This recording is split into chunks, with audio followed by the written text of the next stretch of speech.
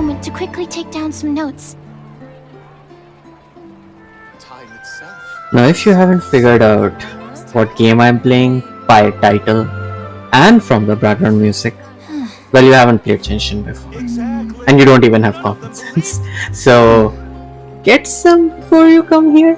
Thank you. Anyways, coming back to the main point of the stream. Well, welcome back.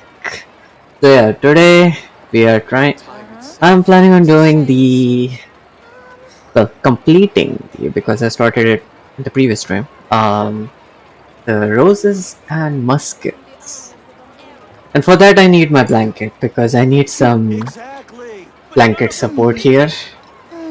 Those who don't understand the quests, how do I say it? The cutscenes, they're insanely long. I need moral support for that. And after that I'm just gonna finish it up with some, few topics of wishes. And that's the plan. Of course, for that I first need to come up with the idea as to how I'm gonna, manage it. I But, haven't been out in a while. well... Okay, I'll be honest, I haven't been using sucrose in Genshin for a couple of days. I can't stop smiling. I'm getting to use her again.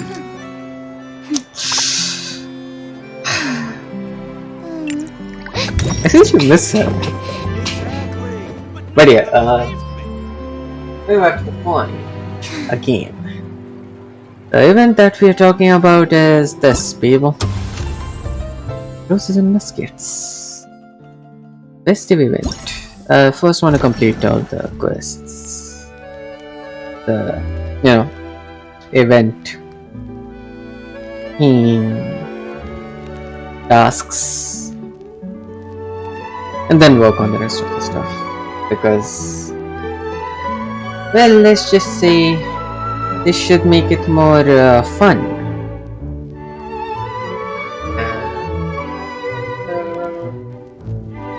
And we are good to go.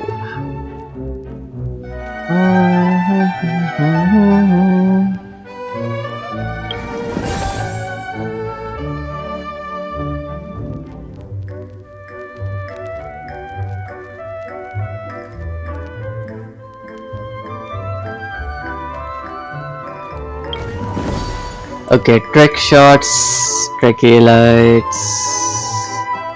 I don't remember which one was the combat. Damn it. This is the multiplayer. This one requires me to make those things. The sets and stuff. This one... yeah, I guess this is the combat. Let's go do it.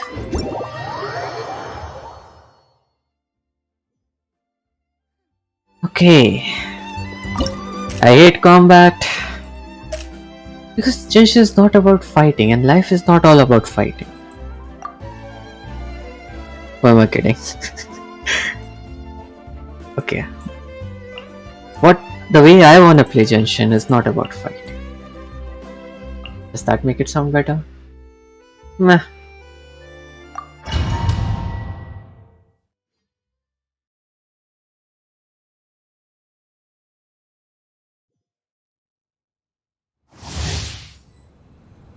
Okay. Let's go. Do it. Access denied. Absorption test. Animal hypostasis. Okay.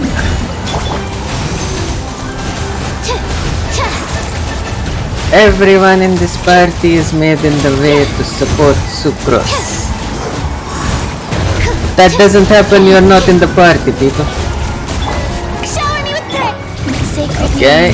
Fortune preserver. Born of ice and Come on. This is long overdue.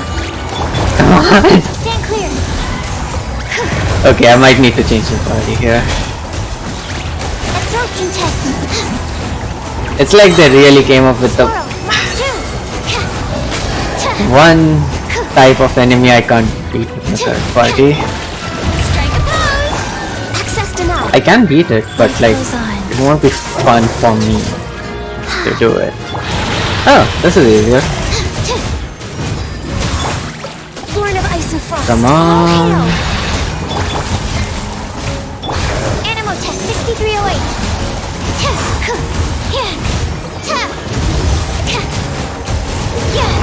Stand clear. Shower me with bread. Okay. Access denied. For Rex Lapis. Animal test 6308. Enhanced animal module 75.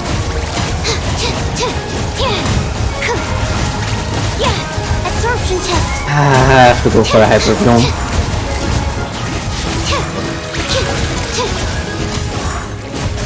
Born of ice and frost. This is long overdue. Yoo-hoo! Stand clear. Swirl, Mark 2. I mean, I can.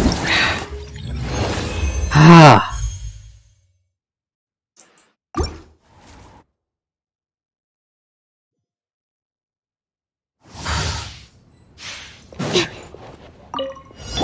Strike a pose. Access denied. All hail. Animal test 6308. Enhanced animal module 75. Stand clear.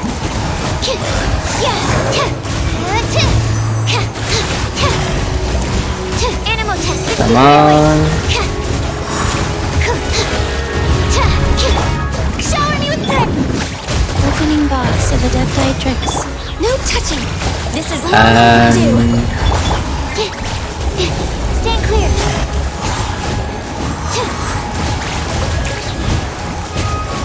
You know the way I see it, Absorption test. Ganyu as a character when she was introduced to the world, she was ahead of her time. Animal test 6308. Yoo-hoo! Born of ice and frost. Blaze over. Eyes. Why? Because she knew COVID was coming. That's why she's like, Mark 2. don't touch. Absorption test. But yeah,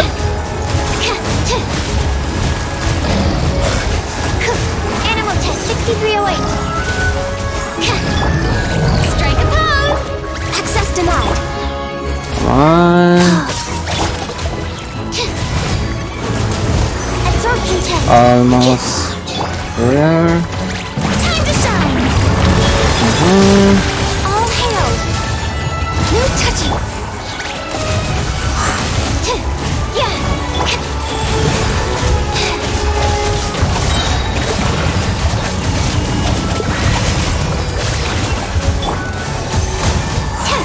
Enhanced animal module. I think I need another part. Animal test 6308. It's a timed sequence of this battle that's problematic for me, but Stand clear. rest all I can. I'm so close. I like just need to defeat one or two more mobs.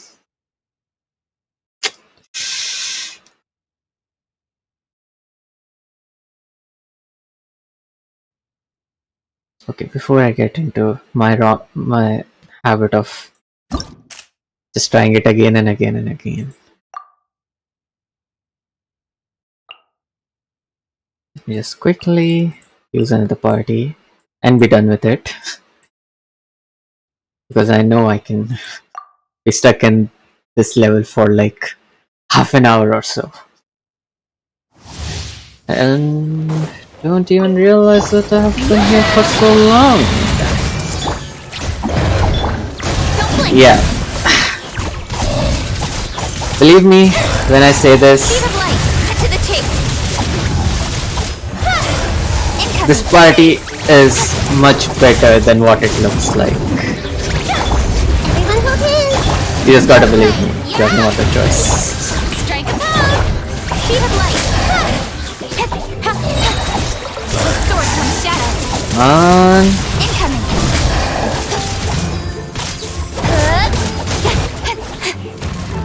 Let the world collide. I see everything. Stop fighting. Share my knowledge. Okay. Stay put. Ready, go.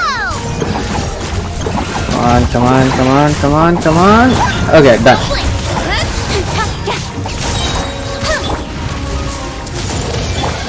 Speed of light.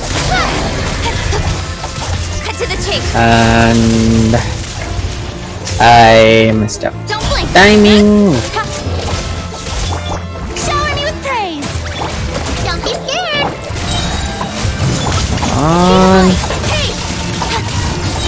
With sword comes shadow. You can do it. Incoming.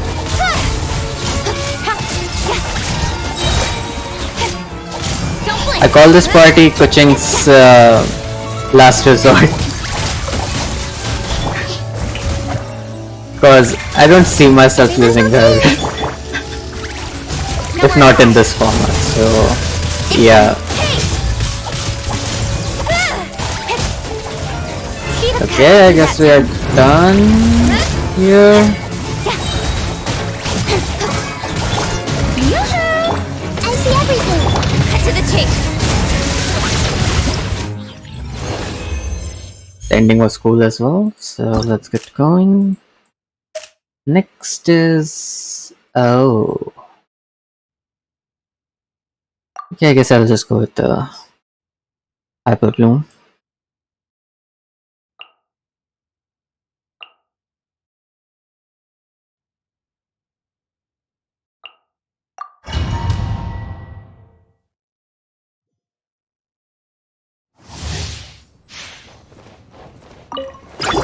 Strike a pose.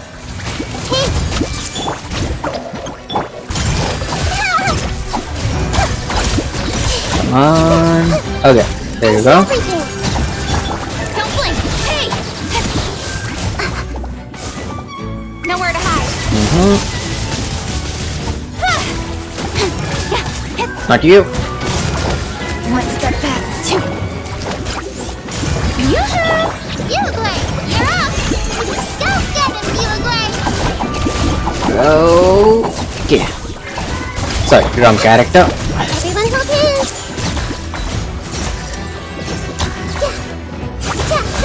Believe me, it hurts when you realize Nahida is doing much more damage than Kuching.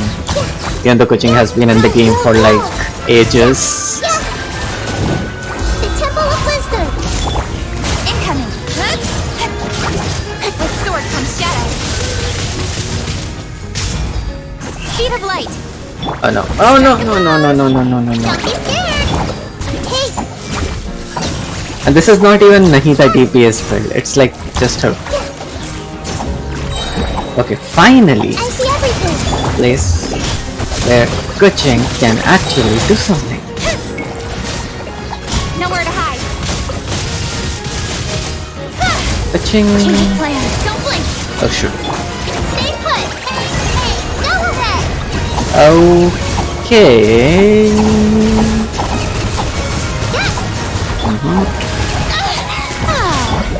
Committed to memory. Sharing my knowledge. Hey! With sword comes shadow.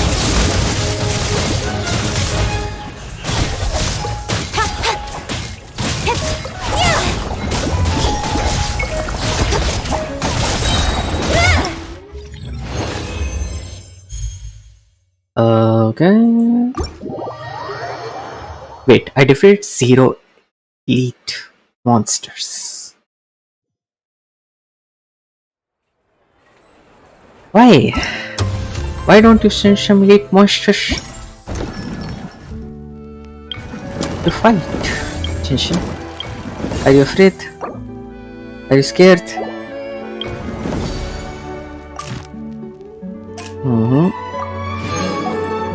Okay, okay.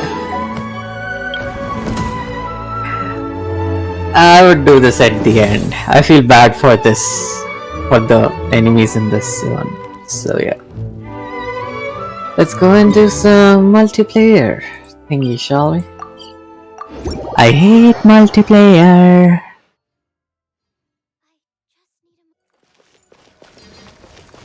Okay.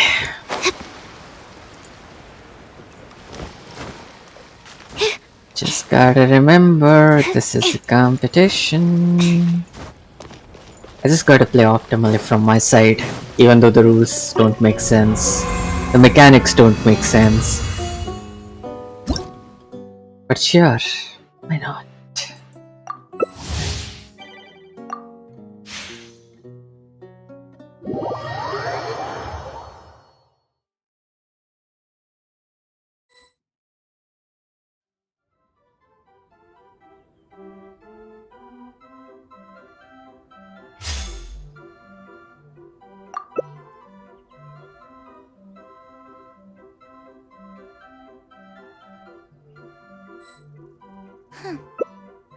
Yellow zone.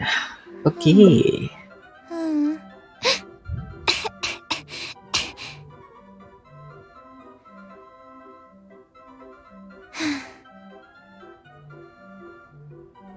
Come on. Thank you.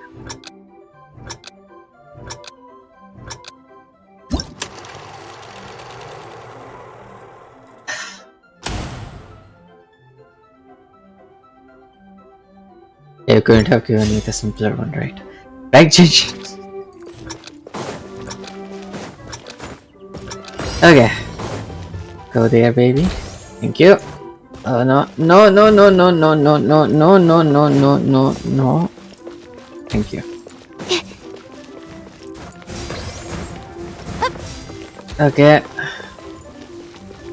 Help others as well. Help thy neighbors. Ah, okay. Okay. Helped a bit too much, but... Are you kidding me?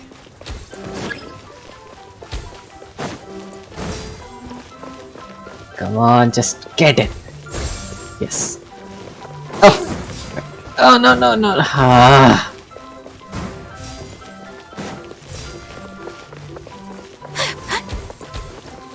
Okay.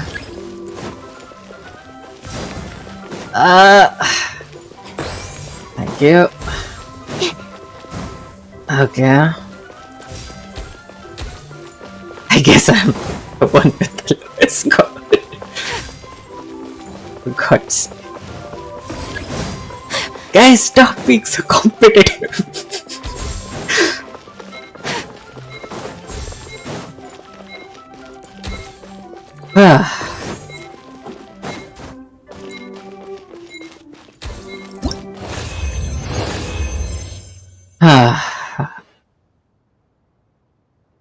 Start to finish. Are you for real? Okay. At least 975. At least I got something. Now I just need to play it like 2 more times and I'll be done.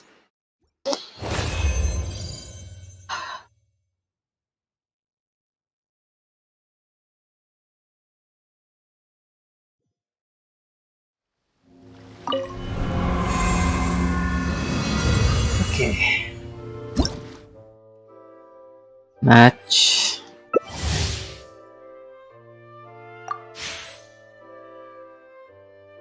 Rip. Rip. Come on, ta. Load ho ja. Prepare.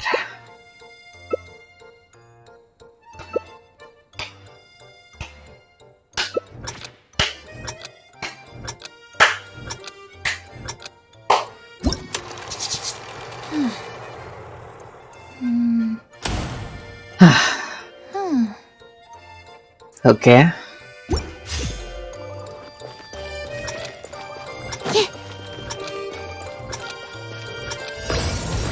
Okay. Just go in there. Thank you.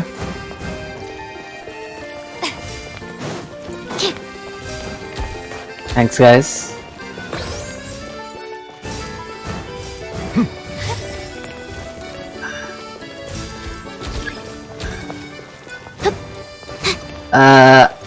Okay. Let me help you. Yeah, go there. Okay. Go in here. Yes. Okay.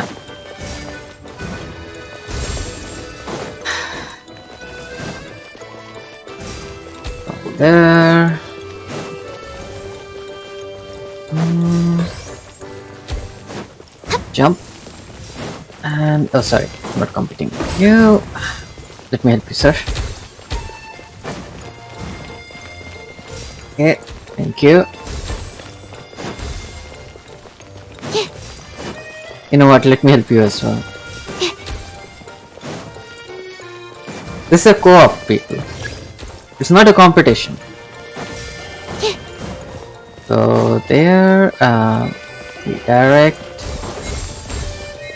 and okay. I just have one question. How the hell did I win?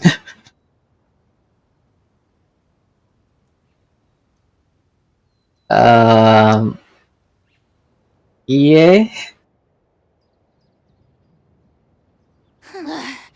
I was helping Boring. others. Isn't there anything else more interesting?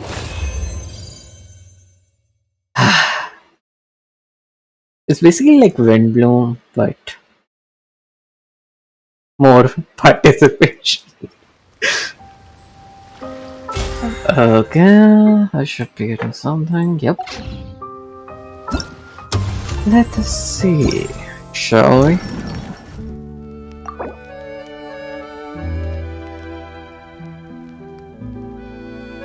Claim all. Arigato.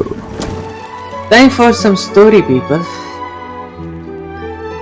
Not yet attempted, let's attempt it.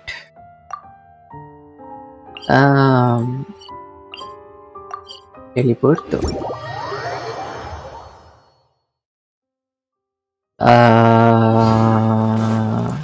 But sure.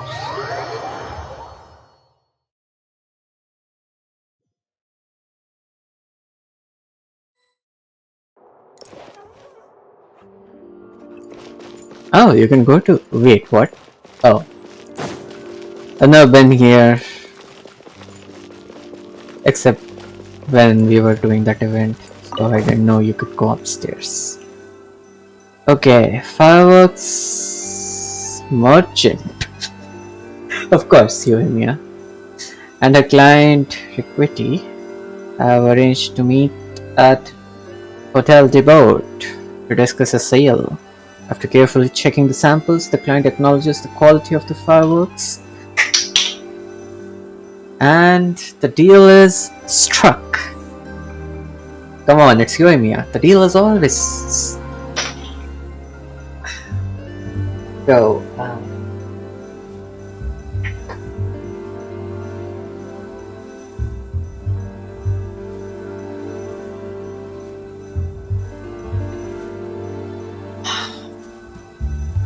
I usually wear a mask, so I have a habit of removing my mask whenever I'm drinking something.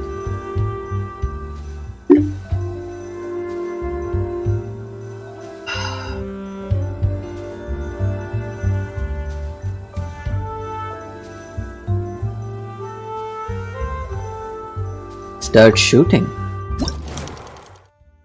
हमें पहले scene की नजाकत, इसकी गहराइयों को समझना होगा. So camera position requirement. Film the customer sizing the sample on the table. So this looks good. Next, film the customer bartering with the merchant.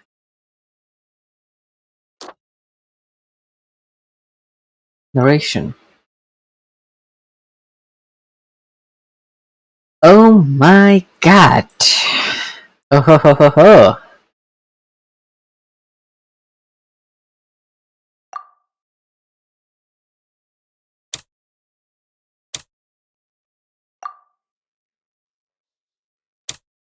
Reveal the identity of the mysterious merchant. The seller displays the branded product to the customer.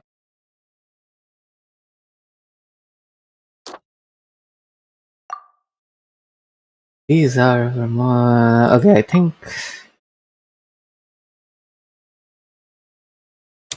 and show the sale was successful.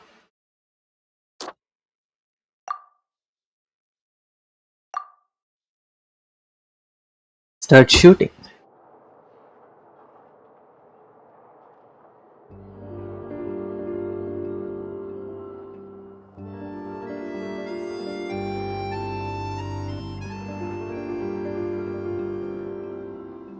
I could do better there.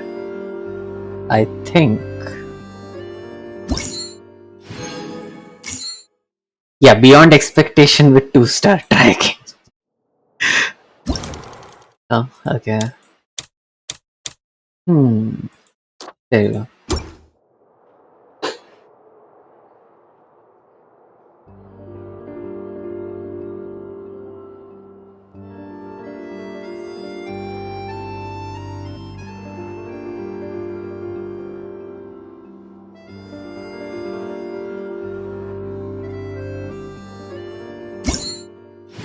Divine handiwork.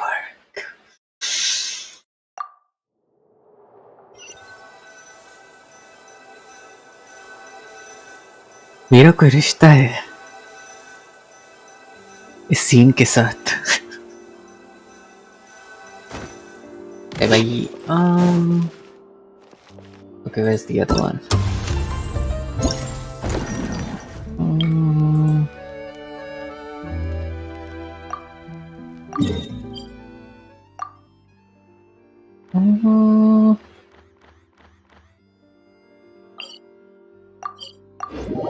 Okay. Come on, come on.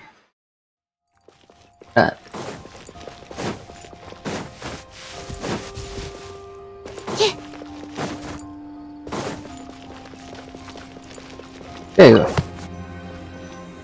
At the corner of a lane in the court of Fontaine. Oh ho ho ho ho!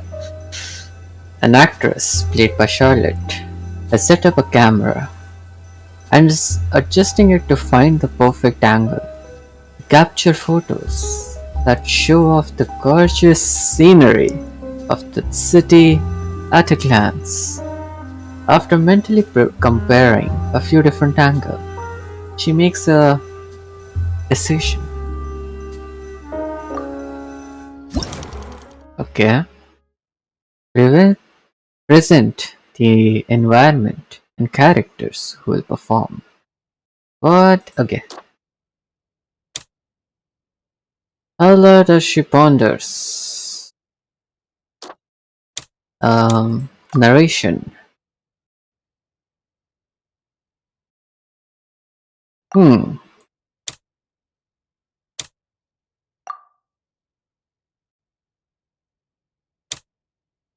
From the actress as she ponders something looking at the already set up camera. Show the actress, played by Charlotte, ponder her pictures content while capturing the scenery of the court of Fontaine in the frame.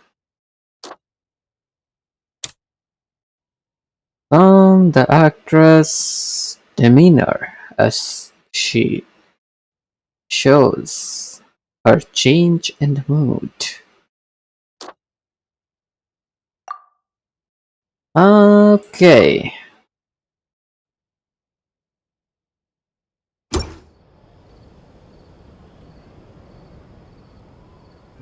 Wait, it's nighttime?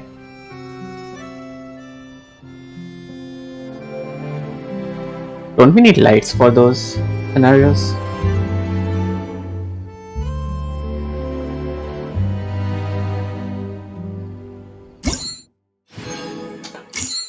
I mean, what can I say? I do edit my own videos. Sometimes. Okay, this should do it.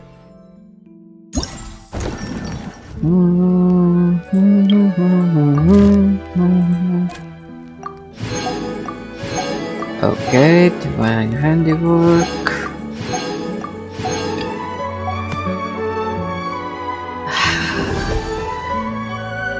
This is done. This is done. What? Oh. My bad. Time for some archery practice.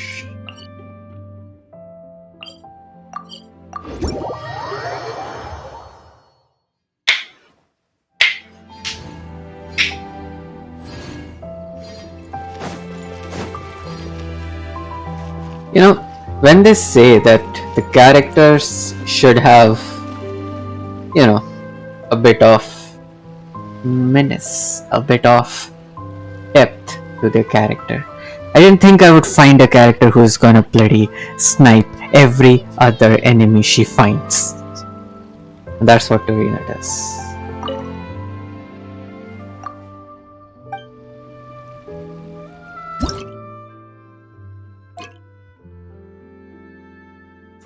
Sure, why not?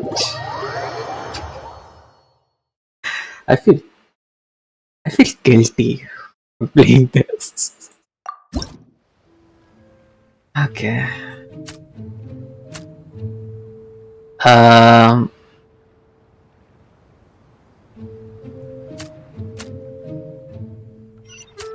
Come on, baby. Oh yes.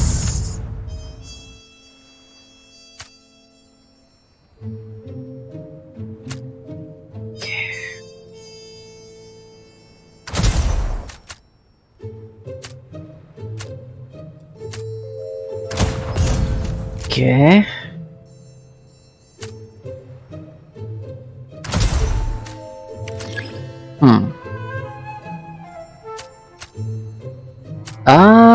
Oh yeah, now I remember. What is that shit? Okay, just gotta wait. It's not about being lethal. It's about being lethal and timing everything. Assassination is all about timing.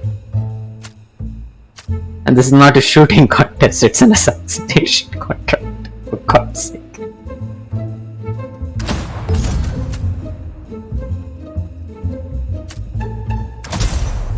Okay. Am I done?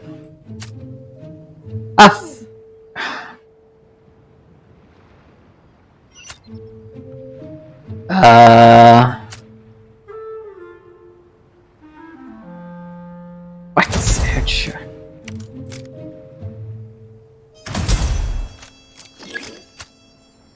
Okay. Excuse me, sire.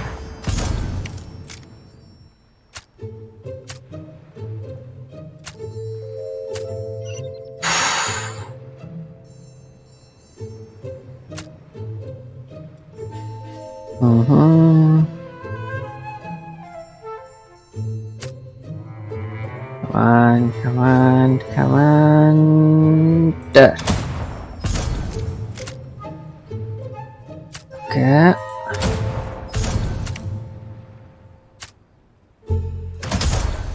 There. That should do it. 2 more. 1.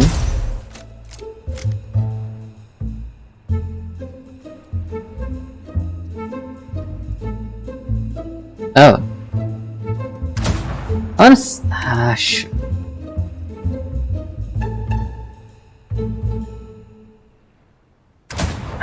Frick.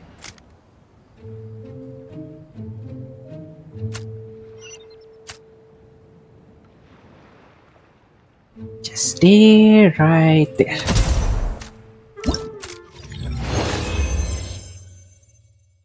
Sorry. Just got a bit to me.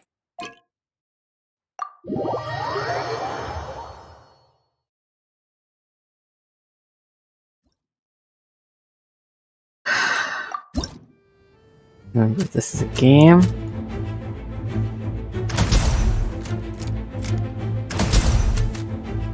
Okay.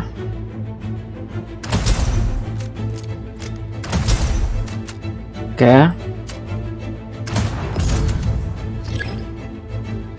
Mm.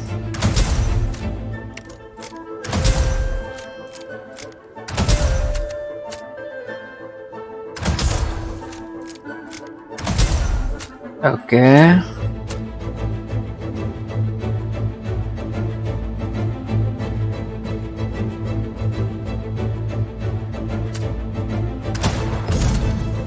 Okay. There you go.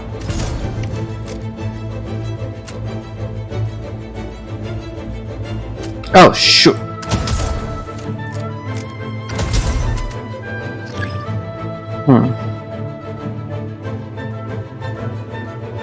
Who's paying me for all of this? It should better be a legit.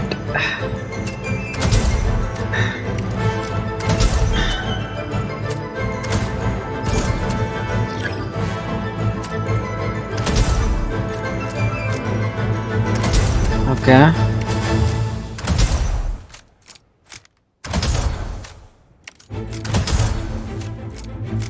Extract both of them. Done.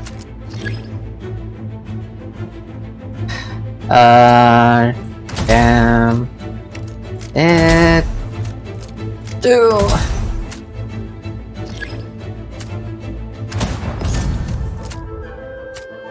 Okay.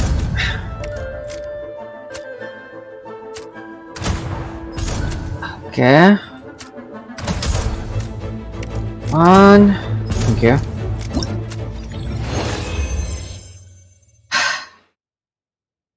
That was a bit.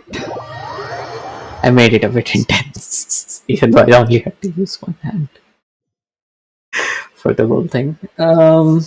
Okay. So.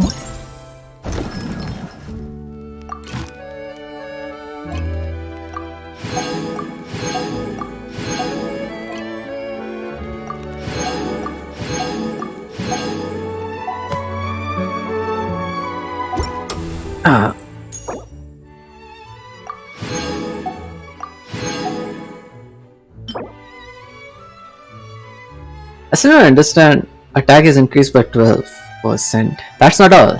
The support from all value scenes you have helped increases your attack up to an additional 12%. Based on the number of them you have, your attack is increased by up to an additional 12%. Wait a second. Does it mean by if I have helped all of them, it just increases the total by 12% instead of shoot. It was 12% per person I've helped. I need to check this later.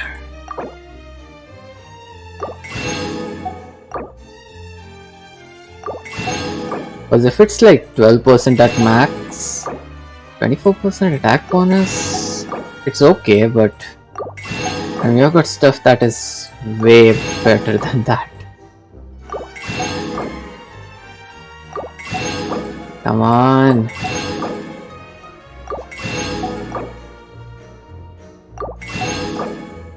And Amora. 30,000 more, 300,000 more. How much is that? It's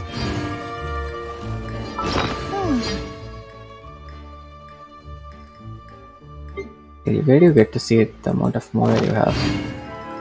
Shoot. I guess when you are leveling up a character. Where is there she? Yeah, not much. I only have like 22 million. It's gonna be used up pretty soon, believe it or not, because, well, you know how Genshin works, right? Okay, so claim all. That's a bonus. So, I guess the only thing left is... I really haven't started anything. Time to regret. Let's go. All right, this is the place. But where's the captain? There's hardly anyone around here. She's over there. The one with an eye patch reading in front of the newsstand. Oh, her! Paimon could tell there was something different about her. She seems kinda intimidating. Maybe. Please wait here for a moment. I'll go fetch her. Either intimidating or She's working chun. now, so you might not want to get in her way. Ouch. Working? But isn't she just standing there and reading a novel? Just trust me. Uh-oh. Oh, alright, let's see what happens then. Shiori sure is a mysterious person. She claims just to be a fashion designer, but she knows all these powerful people. Bro, that's how mafia works. The court of Fontaine isn't particularly tolerant of visitors from overseas, so it isn't easy for a foreigner to promote their brand here. Even more so in the competitive world of fashion. True. Even a local like me just trying to make a film has to face all kinds of challenges. So I can only imagine what Shiori has been through to get where she is today.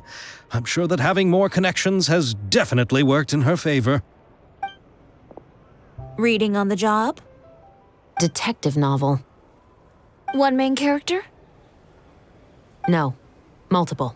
Branching storylines. Okay. I see. How's the plot coming along? One of the main characters is about to make a choice that will affect the rest of his life. I'd wager he's going to make the wrong choice. Any way to speed things up? There's something I need your help with. You know that doesn't depend on me. It all comes down to what the character chooses. Ouch. Which is exactly why I'm here to help.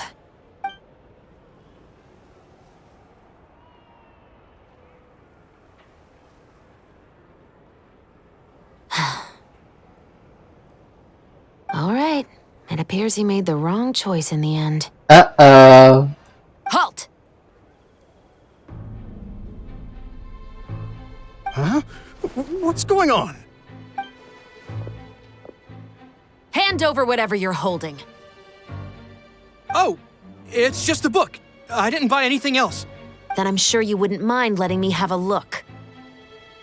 Excuse me, officer. I don't mind you standing around here, not purchasing anything, but I'd prefer if you didn't disturb my customers. It's bad for business, you know? Don't give me that act. You won't be able to get off so easily either. I am Shavras, captain of Fontaine's Special Security and Surveillance Patrol. I will say this one last time. Hand over whatever you're holding at once. And before you do anything unwise, let me remind you that I'll have you on the ground before you can even think about making a run for it. All right. I'll give it to you. But please let me say something first. If there's any contraband in that book, then the shopkeeper here is the one who slipped it in. How do I you don't know have there's a anything to do with this. contraband? Why, you trying to leave me on the hook, huh? You were the one who said you wanted it. Ouch. Save it for the interrogation room.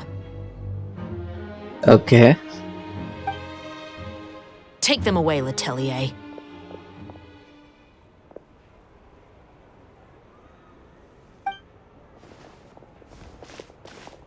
Uh-oh. What's going on here? 1 second you're reading a book and the next you're escorting people away! And who are... Oh! Aren't you the traveler who's been all over the papers recently? Shiori, I'm assuming what you wanted to ask me about has to do with them, right? Well, guilty as charged. Maybe I can let you in on what's happening then. Now that Vache has been brought to justice, no new shipments of synth will be made and distributed to sellers. The Fontaine guards have been busy collecting the remaining synths still circulating on the market. Thanks to a tip from our reliable source here, this should be the very last batch. Oh. Oh, so you were pretending to read a book in order to catch the bad guys! Oh, Paimon almost forgot to introduce ourselves. Paimon is Paimon, and this is the Traveler and Xavier! Hey, I'm Chevraz. You probably already heard me introduce myself, so I won't bother repeating it. Why don't you arrest them immediately? Yeah, why didn't you make a move as soon as you had the chance? Were you worried that my intel wasn't accurate? No, I wanted to see if the shopkeeper would turn himself in first. Oh.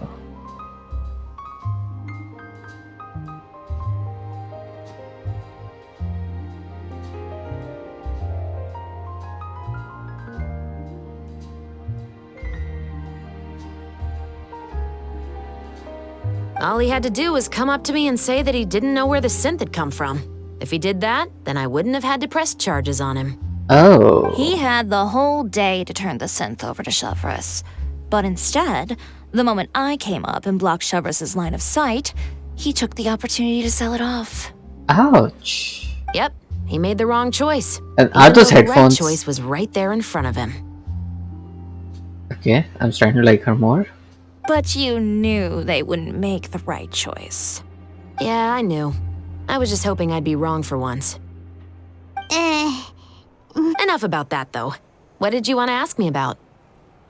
Oh, you see, it's like this. Explanation.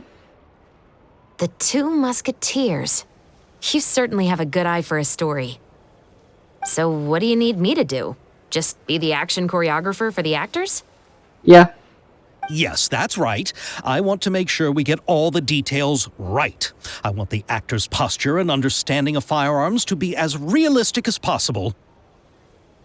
However, I'm afraid this work will require a bit of your time, since you'll have to be present whenever we're filming. Also, as for the pay... No need to say any more. I'll join. What? Just like that. Really? You're willing to help us with our humble film project? Sure, it's no big deal. As I said, we've wrapped up our investigation here, so I don't have any other tasks on my plate for the moment. Besides, I personally really like this novel. I even have the collector's edition at home. Stories where justice prevails over evil never get old for me. Interesting. Then we've got a deal?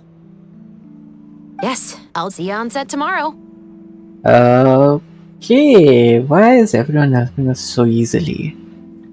Starting to feel weirded out here. Oh my! I can hardly believe it! I should tell Lady Farina immediately. Oh, and I must tell the prop manager and lighting technician to get everything ready. We start filming tomorrow! Shiori is Calm down, chill. Sabe. The film is going to take more than just a day to finish. Shiori is Geo. Chevros is, if I'm right, Pyro? Still, I should also head back now and start preparing the actors' costumes and makeup. Alright, guess that's it for today then. Traveler, Paimon, please stay for a moment. I have something to tell you. Okay. Then I'll take Xavier back. Poor thing. He's so excited that he can't even walk straight anymore. I don't want to spend our first day fishing our producer out of the fountain. See you tomorrow. See you tomorrow. So, what do you want to talk about, Cheryl?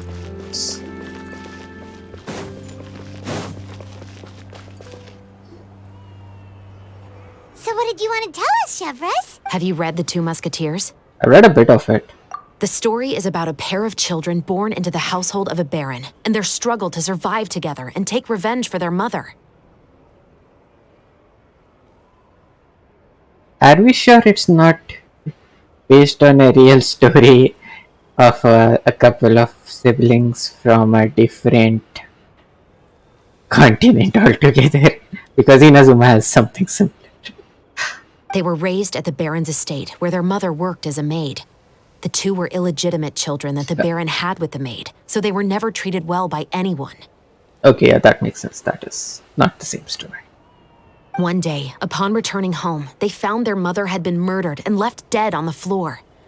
It was quite evident that the culprits were the other members of the Baron's household, who never had any kind words to say to them. However, the Baron was able to exert his influence and keep the whole thing under wraps. The mother's death was eventually deemed as a suicide, and there was no chance of bringing her murderers to justice. The two siblings decided to flee and someday avenge their mother. Many years later, members of the Baron's family suddenly started turning up dead one after the other, all killed by gunshot. A rainbow rose was found on each of the victims' bodies, being the flower that the kid's mother liked best. The Baron believed that the mother's soul had come to take vengeance on him, so he lived in fear each day. But it was actually those two siblings who had fled all those years ago. They relied on each other to survive and trained day and night, eventually becoming adept musketeers. Okay. Why are you telling me the plot? They used all of their abilities to collect evidence and clues before executing their plan and exacting revenge on the Baron. Their actions let the truth behind their mother's death be known to all. That's quite an exhilarating story. Yep, the Baron got what he deserved for his evil deeds, and justice was able to prevail. It was just the kind of story I enjoy. Oh, so is that why you were so willing to join our crew, Chevraz? You could say it was one of the reasons. What's the other? Oh, you mean there were other reasons too? I've read the reports about you. Whether it was at the trials or when you lent your hand to resolve our nation's crisis, You need help. you've shown that you've got a strong sense of justice, as well as a great mind for deductions. There's a case you need our help with. Yes, you're as sharp as I expected. It seems you've experienced many similar situations before. That's literally the plot of my adventure in the world. But sure. There's been a recent murder case involving muskets. The perpetrator's methods appear to be very similar to what is described in the novel. Huh? Really? But Paimon didn't see anything about that in today's papers. The Marechaussee Phantom hasn't yet released any information to the public because the investigation is currently at a standstill. The murderer is extremely cautious. That makes sense. A murder involving firearms? But not that many people use those in Fontaine, right? Could it be someone from your platoon? Impossible. We perform a routine inspection of our firearms and ammo reserves every day. If one of the weapons had been fired, it would stick out like a sore thumb. Besides, I trust the members of my platoon. Okay. However... Well, that's all I can disclose about the case today. Huh? What do you mean? I hope you all can go back and get some shut-eye. You can decide tomorrow whether or not you'd like to join the investigation with me. I'm aware this might not be the ideal time to add more to your plate, but the more capable people we have, the better the chances that justice will prevail. Can someone help you investigate? Carrying out investigations isn't actually supposed to be our responsibility. Our job is to apprehend the perpetrators. Finding them is really up to the Marechaussee Phantom. You could say I'm taking part in the investigation out of personal interest. Okay. I don't want people to see muskets in a negative way, and also, I'm concerned about the similarity between the crimes and the story. You mean they might be connected somehow? Based on a true story. I suspect so. Just to make myself clear, this is not an order, nor is it a deal of any kind. It's a request. Okay, let's help her. Come on. She's helping us for free. If you two have any interest in the case after we finish filming tomorrow and are willing to assist me, then I would be most grateful.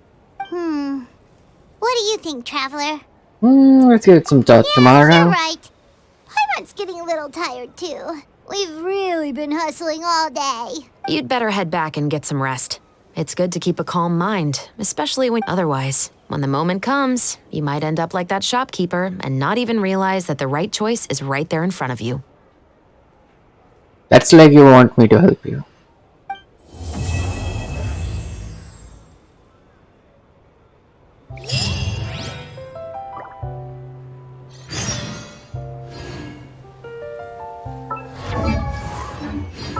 Okay, following day. So I need to wait for tomorrow 8 a.m. Early in the morning.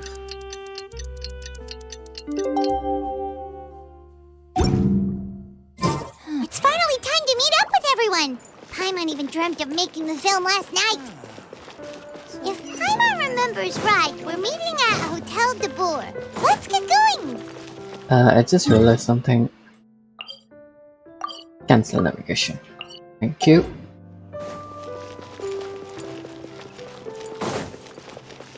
And there you go. Ayaka, Yoimiya, you're already here. Yep. Good morning. Xavier said yesterday afternoon went well. Yeah. Yeah, and how about you, Ayaka? What were you up to yesterday? After we split up, Ayato went to see Udex Nervillette at the Palais Mermonia. Oh. I was originally thinking of going with him, but he said he could manage it himself.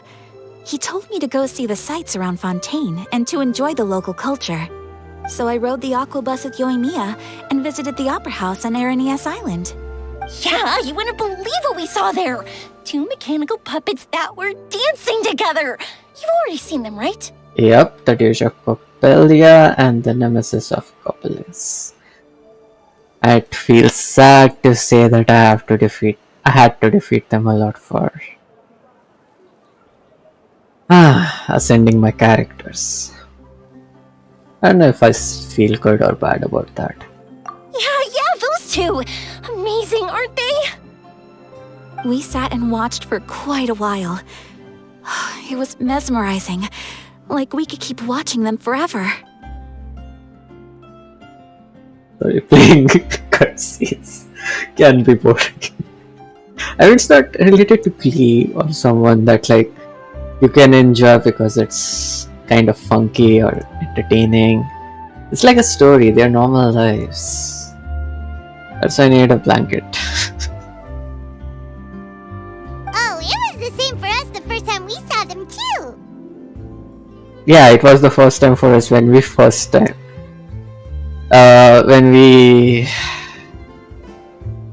them too, I guess. Afterwards, we went swimming at the beach!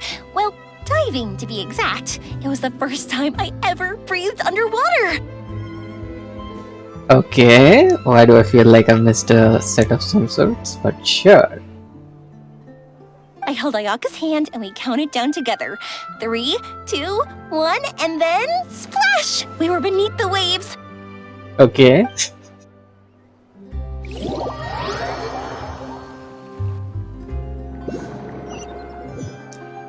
What? At first, I didn't dare to open my mouth. But once I couldn't hold my breath any longer, I decided to take a big breath in. Turns out the water wasn't as salty as I imagined. It didn't really taste like anything at all. But yeah, don't take inspiration from this water. It's weird water. Before I knew it, I was breathing like normal down there. It was an amazing feeling. Ayaka said I was too nervous and needed to loosen my grip. She got used to everything way faster than I did. Interesting. I knew that the Traveler could do it, so I had no doubt we could do it too. That helped me feel at ease as soon as we dove in. So you're telling me everyone who's not from Fontaine apparently can breathe underwater in Fontaine. The underwater world in Fontaine truly is beautiful. It is. I love seeing the romaritime flowers blossoming underwater, like little candles lighting up the streets at night. It feels so bad to collect them when they're, so beautiful. Yeah, and there were so many creatures that we've never seen in Inazuma. Like those fish that shimmer like a sword blade. Whoosh! Oh, and those big fish that call when they see people. Okay, thanks for the sound effects. Oh, you mean hunters, rays, and blubber beasts. I just love the name Blubber Beast. Just wait till Pops and the others hear about this. They probably won't believe a word I say.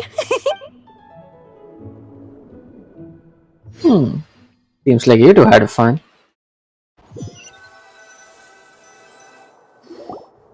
Yoimiya was down there for quite a while. It was dark before we finally rode the aquabus back to the city. I figured she'd want to sleep in today. Yeah, even I was worried I wouldn't be able to get up. I still felt like I was drifting in the waves when I went to sleep last night. But as soon as I woke up today, I remembered that we'd all be shooting a film together, and I was ready to go.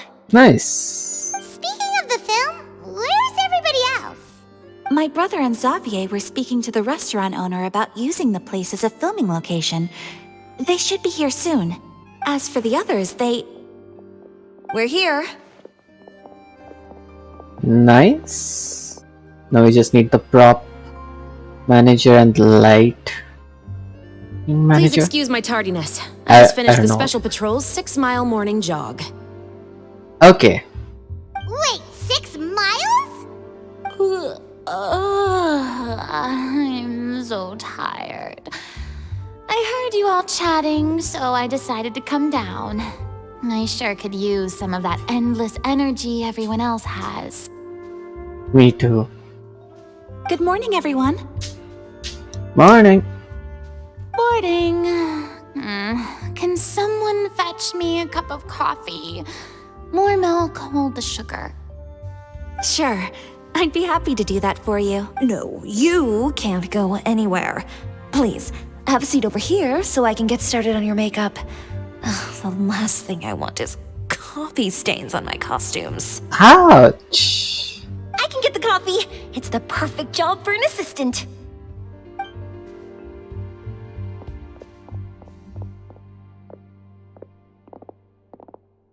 So much energy. Seriously, what's her secret? Let's just say clear up of on her a bit too much. Like a bit too much. Oh, Yoimiya's always like that. But you sure look exhausted, Farina. It's because you're not used to waking up so early, huh? Of course not. I spent the whole night reading the novel from cover to cover, marking sections that either need to be omitted or adapted. Okay. Wow. Paimon didn't expect you to be so thorough. Well, I was the biggest star in all of Fontaine after all. It takes more than just a pretty face to earn a reputation like that. I know how to get serious when the situation calls for it. Nice. I can never do that. I went all out when I was acting as an Archon, so why wouldn't I do the same for my own life? That is true. Is she still immortal? Like, she had the curse of immortality, right?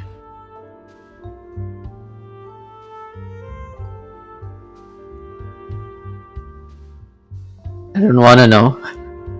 Here's your coffee, Director Farina. Uh-oh.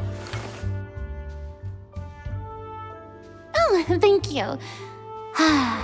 The sound of being called director and the aroma of coffee feels almost as refreshing as hearing the birds chirping in the morning.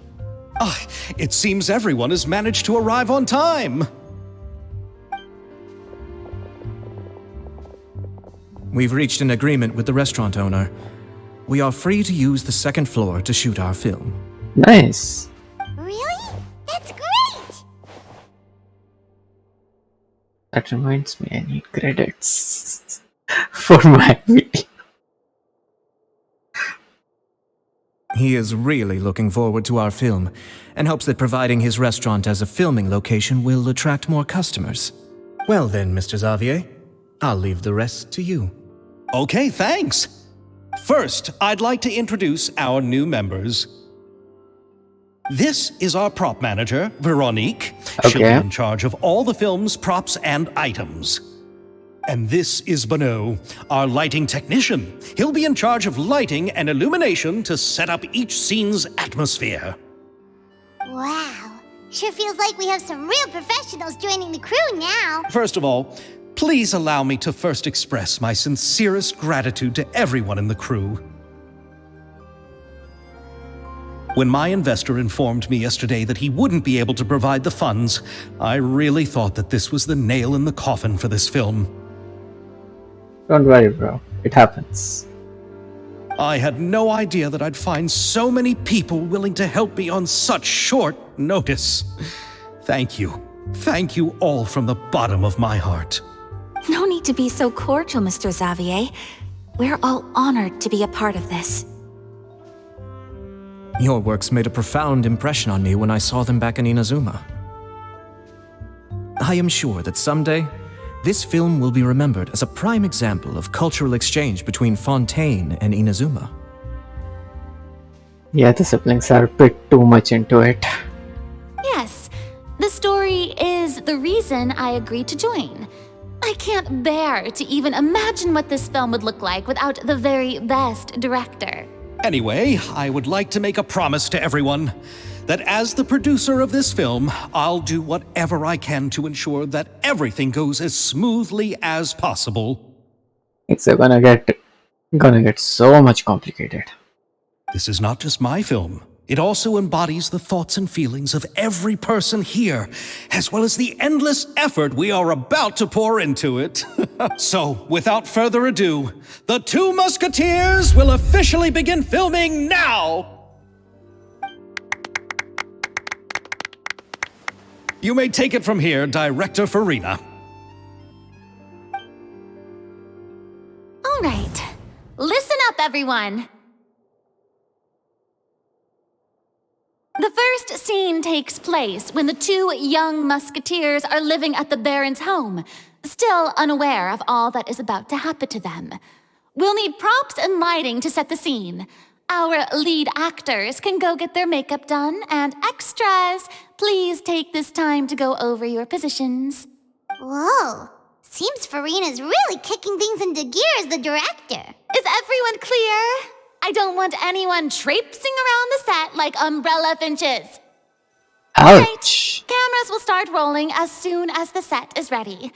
Let's make a film that'll make some serious waves in Fontaine. Not the kind of waves that drown people. I mean, the good kind of waves. Okay, she is still traumatized. Seems like she's still a bit traumatized by that.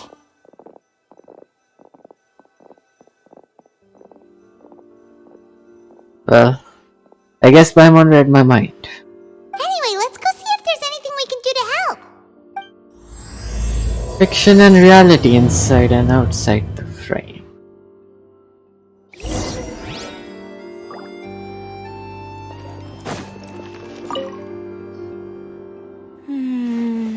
Ayaka has mentioned you to me before. She said that you two were great friends when you were kids. No talking. I'm thinking about how to do your eyeshadow. Oh. Ah, yes. To help me really look the part. To achieve a more young and naive look for this scene. Ouch! Are you saying the wrinkles around my eyes are too deep? You just have too much of a calculating look in your eyes. Is it just me or it seems like both of them are flirting? You sure don't mince your words. It seems you really haven't changed much. Quiet. Okay, not flirting.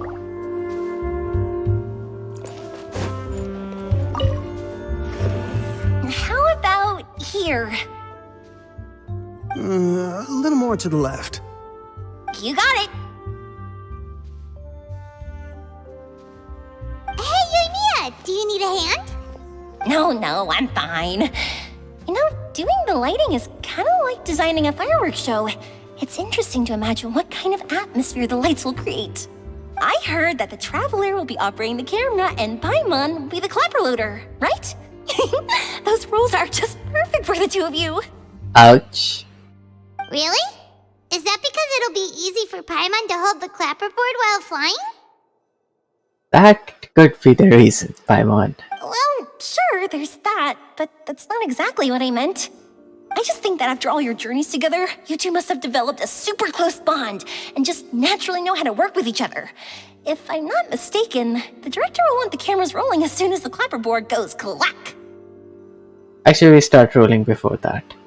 Oh, I see. It's amazing to see the magic behind filmmaking. Yumiya, we need lights over there too. Oh, on it! I've got to get back to work. Chat with you later. Oh, it's exciting to see so many people working together to bring the film to life. Well, nice. Seems like Yumiya's really getting into it. But she was right. We do have a super close bond, don't we? Of course, you're my super closest and always next to me emergency food. Just kidding. Paimon's really happy to hear that. I'm giving her a bit of credit that we have been together for such a long time. I would feel lonely. A bit. So, this is a real musket? Oh, shoot. No, it's just a prop weapon. Okay.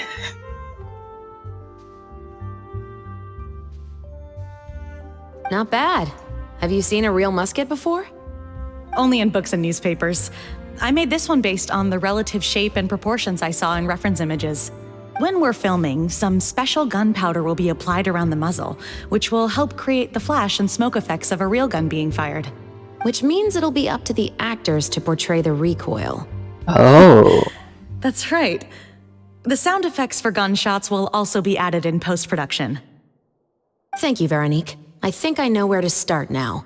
However, the musket's gears and firing pin could still use some work. Adding some wear on the metallic components will make them appear more realistic. Also, be sure to rub the muskets with some oil each time before we start shooting. That'll give the impression that the firearms have been well maintained. Good point. You seem to know a lot, Miss Chevres. I assume you use these types of firearms on a regular basis? Yes, I perform routine maintenance on my weapons every day. Just like we as people need to eat and sleep, muskets need to be cleaned and maintained. That is true. I also perform similar care for my sword every day, and familiarize myself with its shape and weight, to the point where it feels like a natural extension of my body.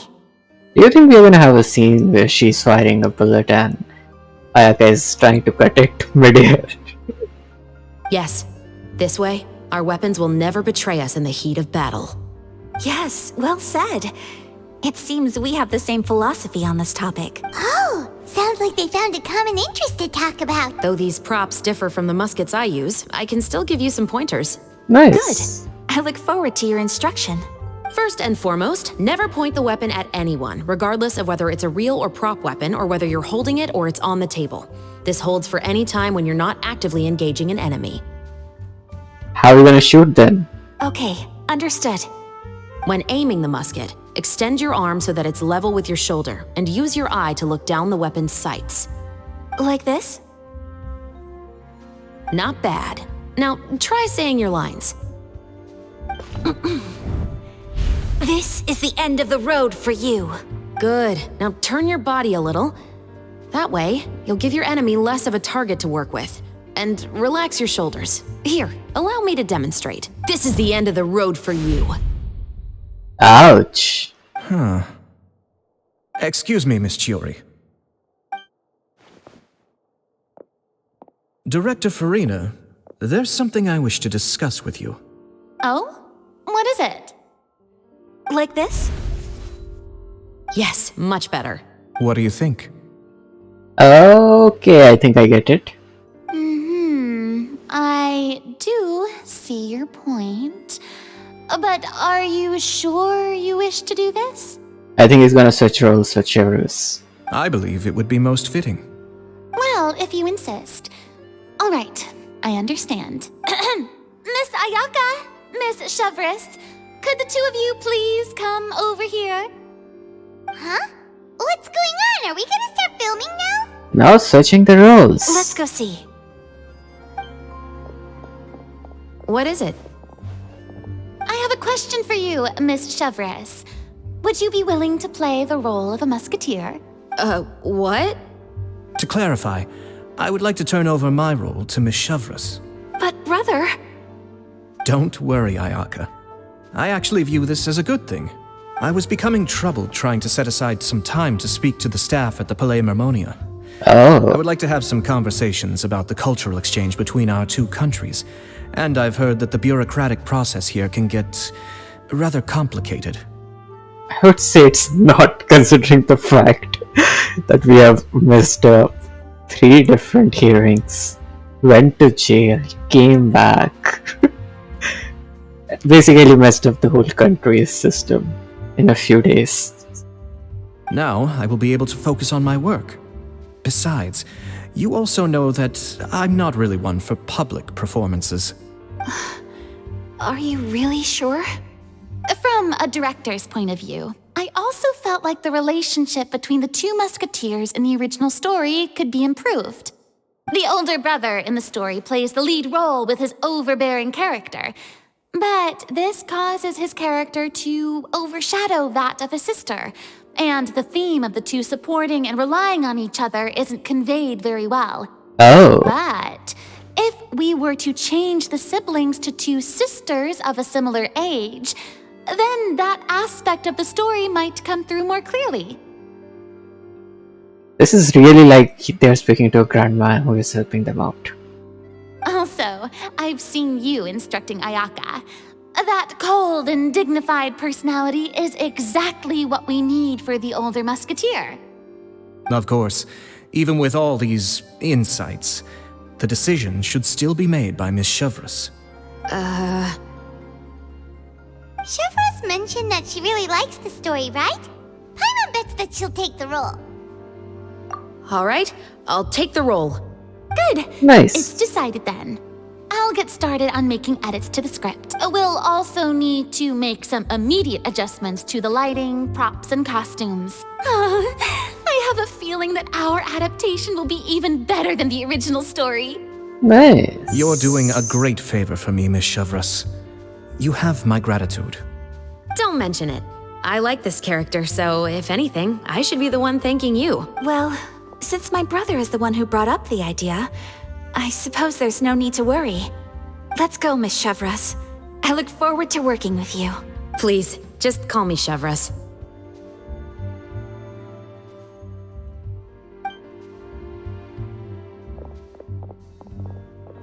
Seems like you're really going out of your way to solve the problem I was having with your makeup.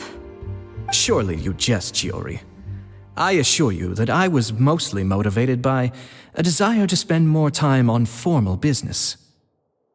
It does feel like they're hitting on each other, but sure, why not?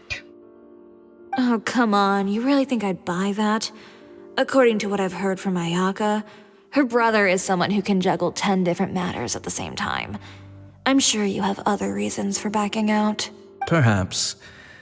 Ayaka always said she wanted to go out and see more of the world, just like the Traveler. But I feel that she needs not only to see other nations, but also to make some different kinds of friends. I think it would be harder for her to make new connections with me constantly by her side. I would like to give her some space. Alright, go on. Spoil her some more. Oh. Ayato, it's too bad you're stepping down from the role. Paimon really wanted to see you act as a musketeer. This is the punishment you deserve. No need to poke fun at me. I'd wager that you also felt that I wasn't the best candidate for the role. It's a little hard for Paimon to imagine you saying those lines. So, going back to work? Yes. I've made an appointment to meet some people from the Palais Mermonia. Now, I will have some more time to prepare. Traveler, get the camera ready. Paimon, get the clapperboard. Actors, to your positions. We're about to start shooting the first scene. Go on now. And please take good care of Ayaka. Sure. Yep, don't worry. You can. Actually, there should be a third option. We'll take care of her with our lives. Or something like that, you know.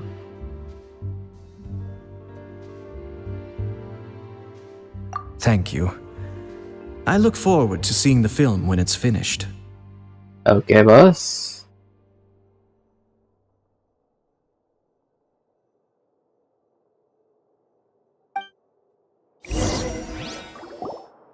All right, now that we're all here, let me help set the scene for everyone. The first scene takes place when our two main characters are still living at the Baron's estate. They've been ostracized and verbally abused by others in the household, but they still have no idea why. We want to capture how naive and innocent they are despite their pain. Chevres will be playing the role of the older sister, Tulip, and Ayaka will be the younger sister, Iris. Be sure to get close-ups of the main characters at the right moment. Yes, director. Silence on the set! Lights, camera, action! Let's go! Tulip, Mother's been out for quite a while now. Perhaps she went to pick some flowers on the way home. You know how she loves flowers. Iris, Tulip, I'm home. Oh, frick. Mother! You were out for so long, we were beginning to worry about you. I'm sorry, but I'm back now, safe and sound. Here, I brought your favorite treat, apple turnovers. Mother, what are those bruises on your hand?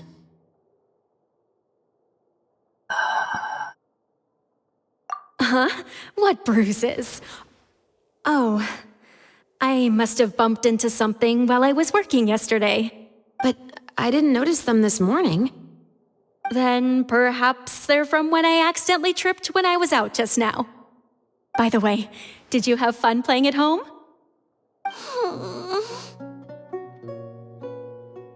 Ouch. What's the matter, Iris? Well, we've realized that no one really wants to play with us.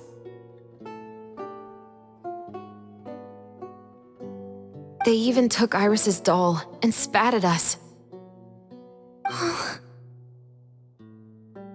And they even called us names. They said we were... Shh. It's all right. Don't worry. Girls, listen to me. It doesn't matter what anyone says. Don't listen to them. No one can define you with such words. You both have wonderful lives ahead of you. Just like your names. You will both blossom like beautiful flowers. Maybe your time to blossom hasn't quite come yet. But one day, you two will bloom more beautifully than anything else. Don't let the soil you're in now ruin your future beauty. Understand? My dear daughters. And cut! That was intense. Not bad. The actors' emotions were all on point. Let's keep that take. Also, if our clapper loader could avoid shouting at the start of the scene next time... Oh, got it. Great. I was a little worried that my nerves would get the better of me. What about you, Chevres? I felt fine. The lines weren't too difficult at all. Seems like Farina must have adapted the role nicely. You two were great. I couldn't tell it was your first time acting in a film. You should have more confidence. Thank you for your encouragement. Positions, everyone! We'll move on to the next scene after we try a few more camera angles. Okay. Okay. This scene is when our two characters return home, only to discover their mother has been murdered. Right. Mother, we're back. Mother?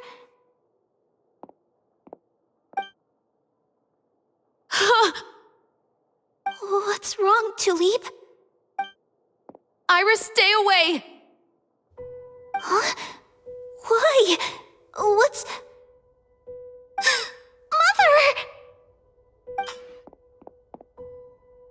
Mother... She's...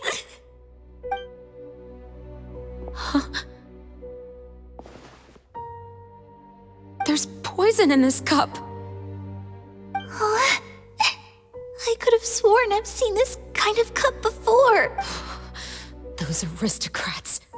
They didn't even try to cover up their actions.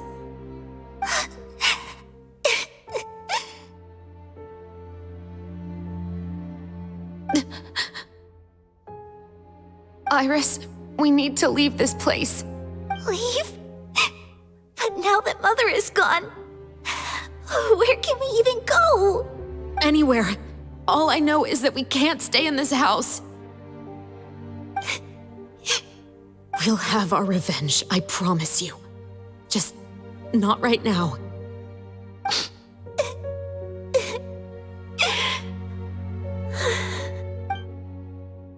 Come on, let's go. No, wait. We can't just leave Mother here like this. At least let me leave this rose with her. That's why we went out in the first place. To buy her this flower. All right. Goodbye, Mother. We'll avenge you. Someday. And cut!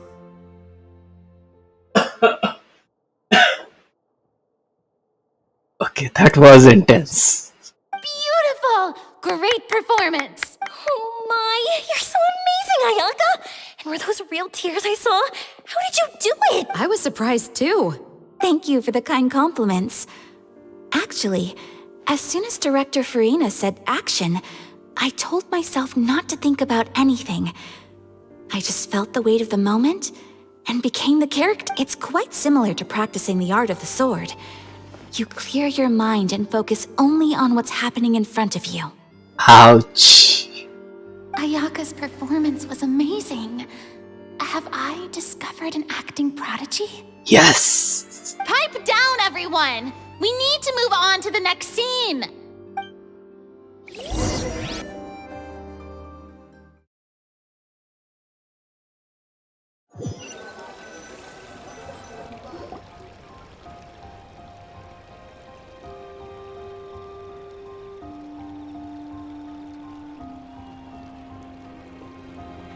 Huh? Are we done already? But Paimon wants to keep playing with the clapperboard. Okay. How do you feel, Traveler? Is your arm sore from holding the camera all day? It was, but it was a lot of fun. Good work, you two. What about you? You need help with the case? You too, Chevres. You were quite the actress today. I've read this novel many times before. I have a good grasp of my character's mindset. Anyway, do you remember my request from yesterday? So if I refuse the request, can I just skip all the next 3 chapters? Oh, right! We were having so much fun that Paimon nearly forgot! You have a case where the murders seem really similar to the cases in the novel, right? So... In the story, the main characters grow up to become 2 musketeers, always using their guns to carry out their revenge. Okay. And on each of the victims, they place a rainbow rose as a signal that they've returned. So, rainbow roses in your case? Yes, that's correct. We found rainbow roses just like in the novel. Seems like you're connecting the dots now. I mean, technically you just told us the first year you met. Oh, that does sound pretty concerning.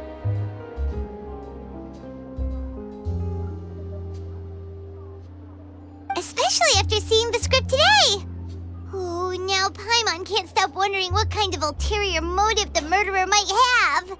Actually, it makes me wonder. Do you think the reason the investor backed out was this? Because that could be a valid reason. What do you think, Traveler? You're smart. Paimon wants to hear your thoughts. If you're only there to assist. Good. On behalf of Fontaine's Special Security and Surveillance Patrol, thank you for your dedication to justice. No issues. Justice is relative. I'm just helping you as a friend. There's no time to lose. We should start investigating right away. Follow me. Huh? Right now?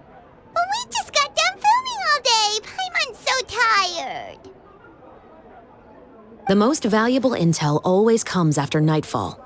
They are like small, remote islands in the middle of the sea. If you don't stay vigilant, you will pass right by them in the fog. Sure. That's how one of my favorite books always puts it, at least. So, where are we going right now? Let's start by checking out some workshops that sell mechanical components. Okay.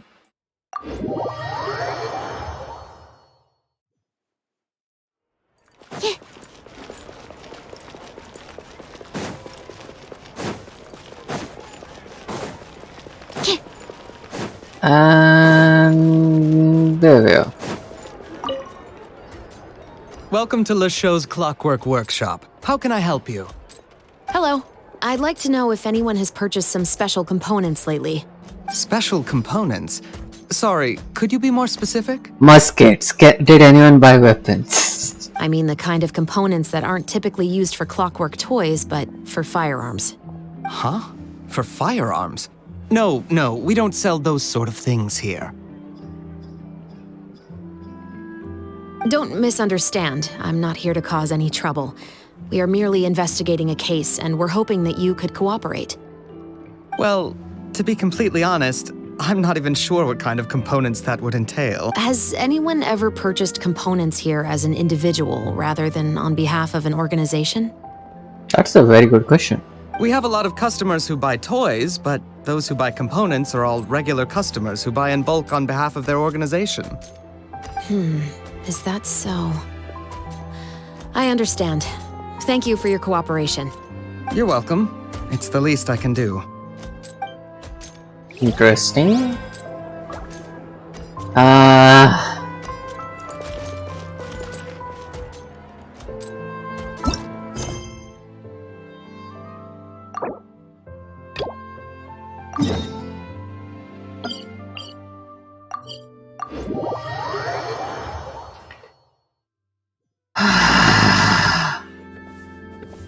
I seriously have to complete another quest just to make sure that I'm able to do this one.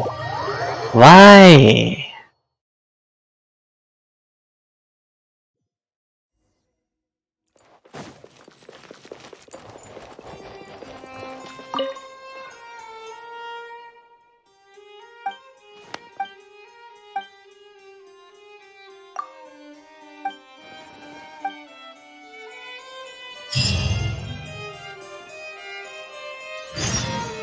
Okay. What? Finally.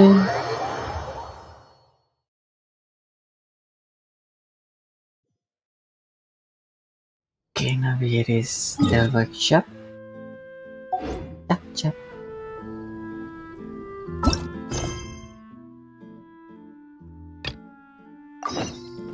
Okay. It was such a good life. Bye bye! Oh, I forgot there's water. Why is there water everywhere in 14? Okay, is there any water here? Alright. It was such a good life. Hasta la vista!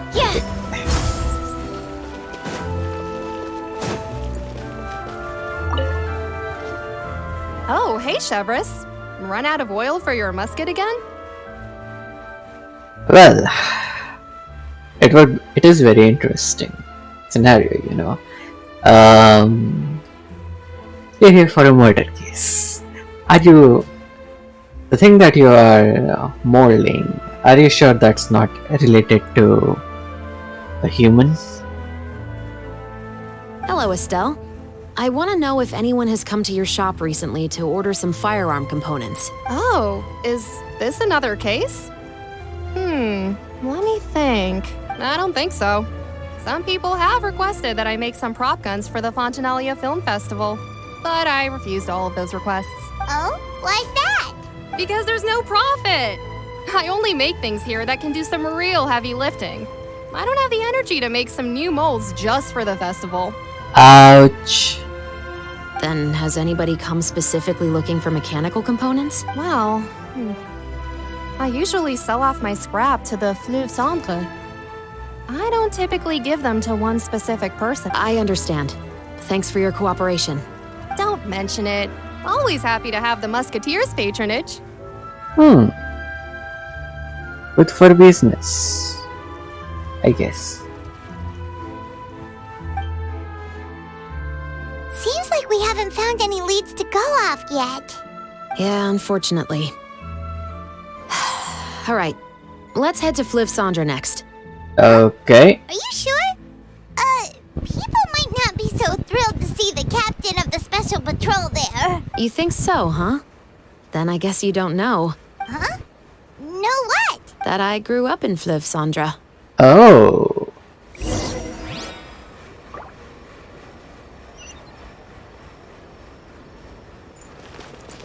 If I remember correctly, there is a...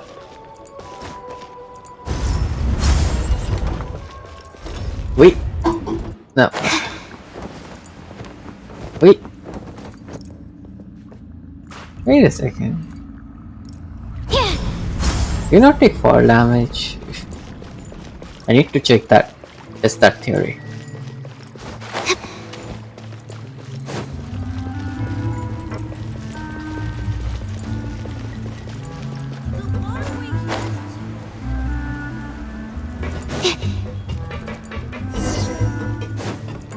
Emerald? Hello, I'd like to ask some questions. I don't know anything. Ouch. Don't worry, I'm not here to arrest anybody. You say that now. It's the truth. Here, take this as my guarantee. Wait, did Paimon just see what she thinks she saw? Is the captain of the special patrol bribing a citizen? It's called buying information. Seems you're different from the other guards. Yeah. What do you want to know? Have you heard anything related to muskets in Fliv Sandra lately? Muskets, huh? All I know is that about 2 weeks ago, we started hearing some loud noises at night. So loud that it's been waking me up. Ouch. What type of noises? Were they gunshots? Possibly. It's hard to tell around here. Someone's house collapsing, a pipe exploding somewhere, it's all the same. But the noises I'm talking about definitely happened after I fell asleep. Do you know where the noises were coming from? I don't remember clearly. Is it that you don't remember, or that you need to think about it some more? Uh-oh. You tell me. Then please, think about it some more. Oh! She's giving her even more Mora. I didn't see anything. Maybe she's giving out some potato fruit. The noises came from the end of the southern waterway. I came out and had a look for myself and I wasn't sleeping well, but I didn't dare get too close. Okay. That's all I know. All right, I'll take your word for it. Thanks for the pâte de fruits. Pet de fruit. Okay. I will still call it potato fruit. No need to be surprised. I grew up here, remember?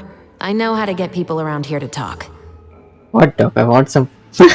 Seems you catch on pretty quick. Now then, let's keep going. Okay, boss.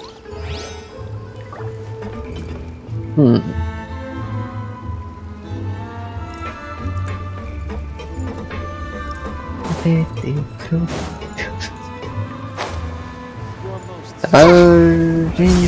Finally on the right part. Hello,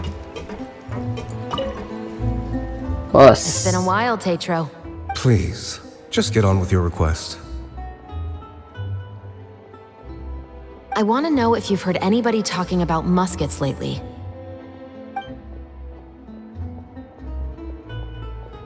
Information isn't free, you know. More pet de fruit? I've heard that bandits have been extremely active in the countryside recently, and they've been affecting the delivery of goods to Poisson. I can allocate some more manpower to help out with that problem. What do you say? Oh. You're still as helpful as ever. Okay. One of our men got drunk at dinner about a month ago and lost his gun. 3 days later, it turned up in the corner here. What's weird about that? He just forgot where he put it, right? This is Fleuve Cendre, my friend. Anything of value left in the tavern won't ever make it to the next day. But that gun turned out to be an exception. It didn't get any new wear and tear on it, and didn't even appear to have been fired. I suspect it came back because the weapon was already known to the guards. You mean, a criminal was afraid the Marechaussee Phantom would use the shot marks to track them down? Maybe. But if that's the case, the culprit really took great care to avoid getting caught. I didn't say anything about a criminal. And Fleuve Cendre knowing who was killed is as easy as knowing what clothes you're wearing today. It's the guy living in the East Side, isn't it? I've never liked him. Every time he's here, he just orders a drink and sits there with a nasty look in his eyes. So, who was the one who lost the gun in the first place? Don't bother. Even if you asked, he wouldn't admit to owning a gun to some strangers. Not to mention the captain of the Special Security and Surveillance Patrol. Okay. He's right. I know you grew up here, Chevreuse. Even though you're on good terms with the Spina, you've still been gone too long. Not many people know you here now, and a lot of people don't like the Special Patrol. I know. So take my advice and don't show your face too much around here. It's for your own safety. I'll come and go as I please. And I'm afraid I'll be appearing more often due to my work. All right. Don't say I didn't warn you.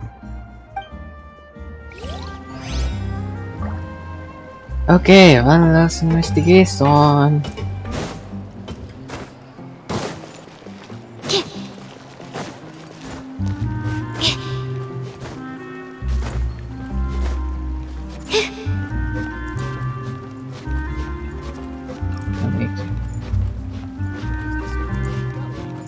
Probably, yes.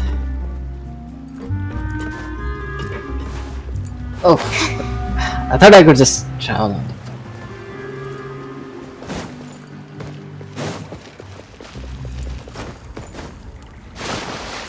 That was new.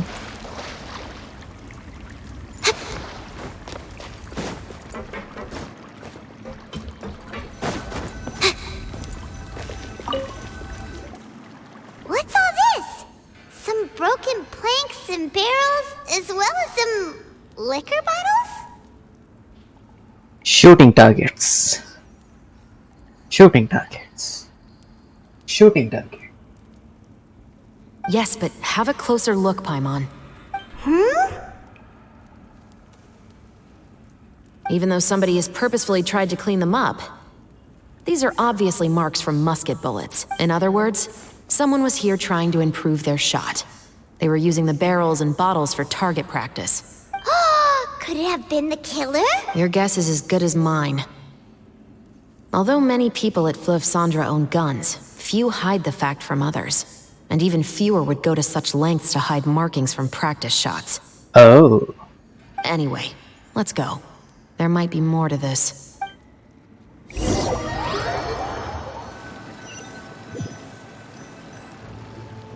Seems like that's all we'll be able to uncover for today.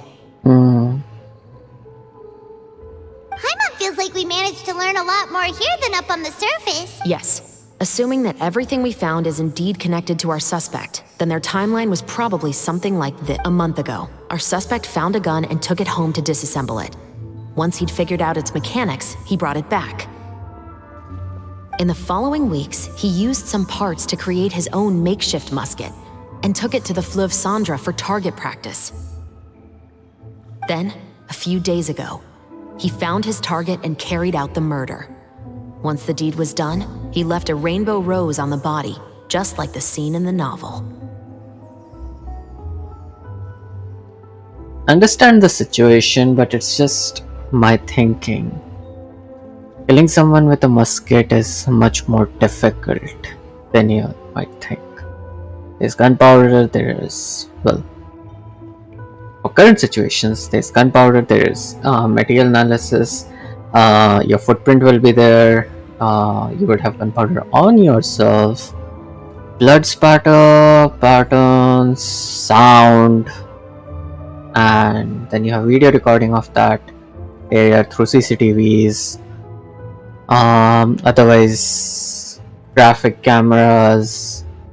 There are a lot of things that you need to take into consideration. Not forgetting the fact that we even have mobile phones on us. That all makes sense to Paimon, but we're still no closer to figuring out the killer's identity. About the guy who died. The deceased was a resident of Fleuve Cendre. It said that he was a poor, solitary man. But we followed the novel. Nobleman. Yeah, that's also something I'm trying to figure out. If we are indeed following the novel, and there's a story behind the murder, then this murder should be an act of vengeance. But according to our investigation, the deceased didn't have any enemies. He was no saint, but no one's heard of a rival who hated him enough to shoot him dead. Much less care to leave a rose on his body. Oh? What message is the killer trying to convey? And to whom exactly? Could they be the novelist? We've thoroughly investigated that possibility. Okay. He claims to have spent the whole day at the Opera House on the day of the murder, and the staff there have confirmed his account. Okay, so he has an alibi. Not only that, he lacks a credible motive as well. He has a family of his own, and both of his parents are still alive. I've looked into his records. He was adopted at the age of 6, and all the proper procedures were followed. There are also records of him at an orphanage before then. In the story, the mother of the 2 musketeers was murdered after the children turned 10. Of course, he could have changed the children's ages, but I don't want to assume anything without evidence. True. More importantly, I've also had a chat with him in person. He didn't seem like the kind of person who would pull the trigger to kill a man. I mean, people are good at acting. Look at yourself. Then, what should we do now? We have all this new information, but it doesn't help us move forward. I guess we need to let it ripe. Let's wait for the other day. Investigations take time. I didn't expect us to catch the culprit in just a single day. That would be a miracle. How about this? Let's spend the next few days filming with the crew. We can continue the investigation once we're done with the film. I'm sure that given time, new leads will present themselves. By the time we are done with this, Ayaka is gonna get an Oscar. A picture. I don't know how that is gonna go, but Ayaka and Furina are gonna become the best buddies, you know, for all their future projects. And I don't know what else. Wait, but weren't you saying Intel is like small, remote islands in the middle of the sea just a moment ago? There are multiple Miss sayings. them if you were to stop looking? Ah, but the book had more than one reference to the islands, Paimon. Oh? What else did it say then? As long as you spend enough time sailing through the fog, you'll eventually come across an island. It's luck. Causality sucks. It's luck.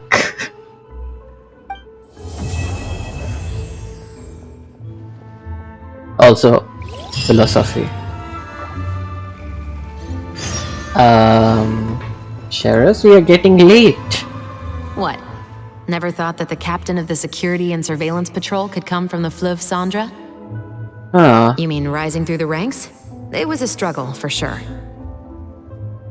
But as long as you can distinguish yourself through your accomplishments and skills, you'll eventually be recognized. If you look at it another way, my life at Fleuve Cendre has actually taught me a lot of valuable skills. Skills like how to barter with criminals or how to think in their shoes. Of course, I'd appreciate it if you could keep this a secret between us. Sure. If you can give me some cut through.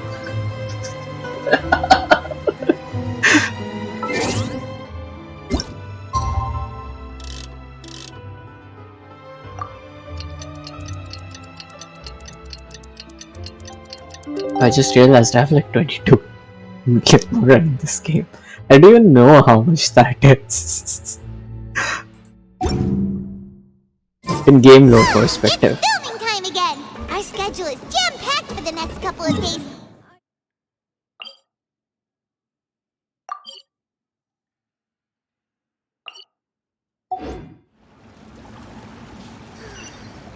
Anyway, let's head out and meet up with the others. Cancel navigation and enable navigation.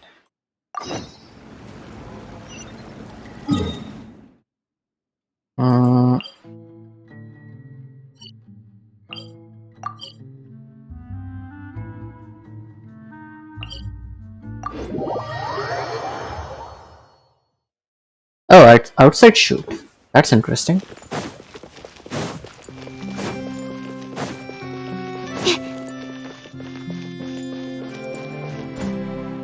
Whee!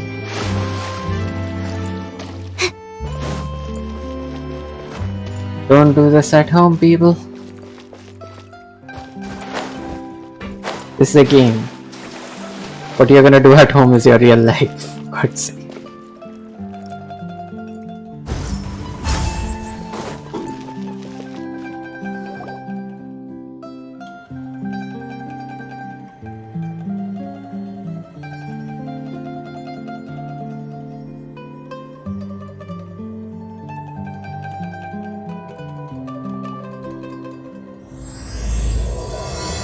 Come on, I'll glimpse through fog.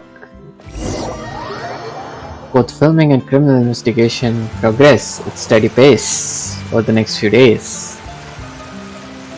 And then... Good work, everyone! We're looking to wrap with our two main ladies today. I can already smell our success. What do you mean, looking to wrap? It means completing filming scenes. Oh, aren't you the expert now? I'm handling the camera.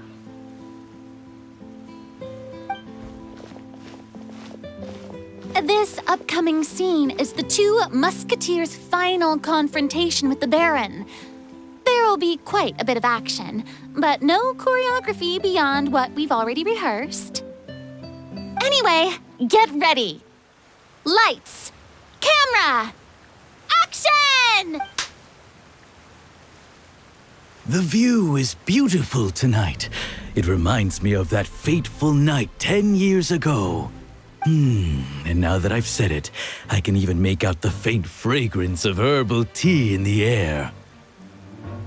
Enough, villain!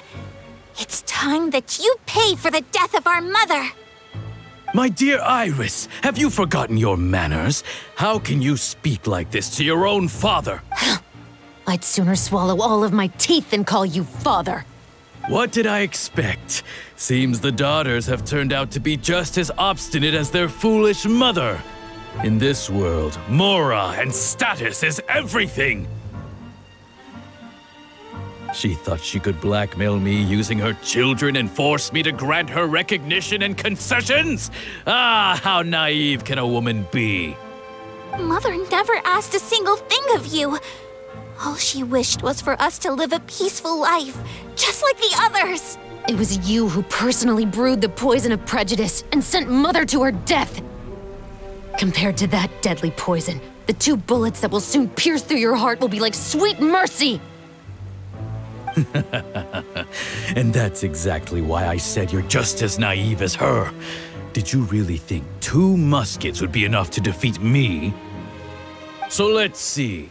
What is stronger, mora and power, or the 2 muskets in your hands? Break. Time's up. I just want to say, all those who have seen the movie, they would get the reference. But background में music चलना चाहिए तमंचे पे disco.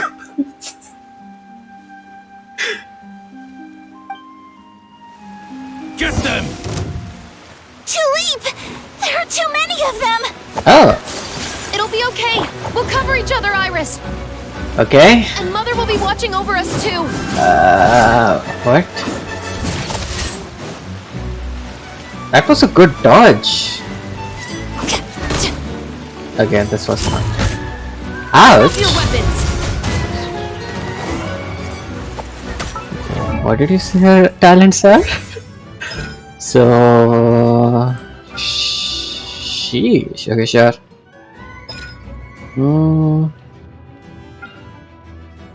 So Charles quickly shoulders her musket and fires at opponent, dealing AoE pyro damage. For a short duration, will continuously restore HP of the active character on the field. The amount held is based on her max HP. Hold the fur.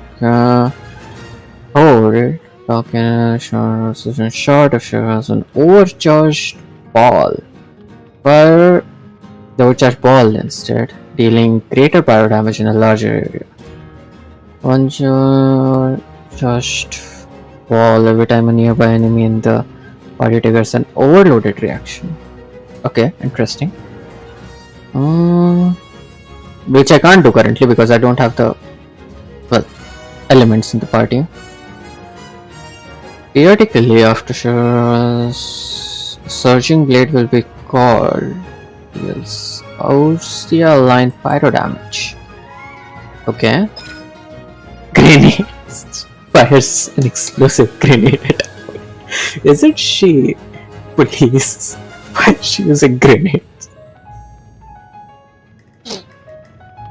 Okay, I need to try that. Okay.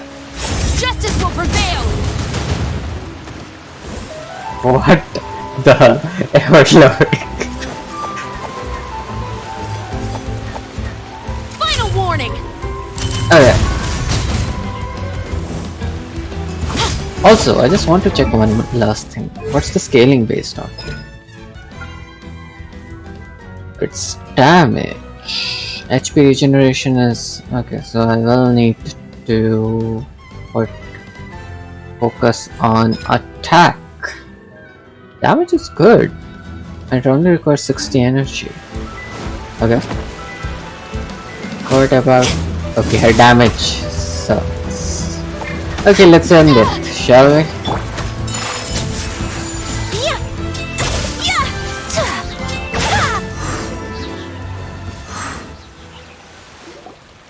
You've lost.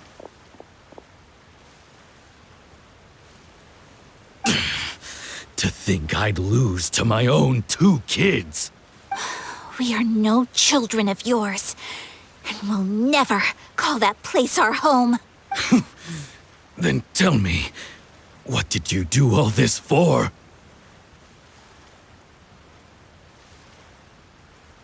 You lost your mother, and will soon kill your father as well. What will you gain in the end, other than sentences for your crimes? We will gain our long-awaited justice.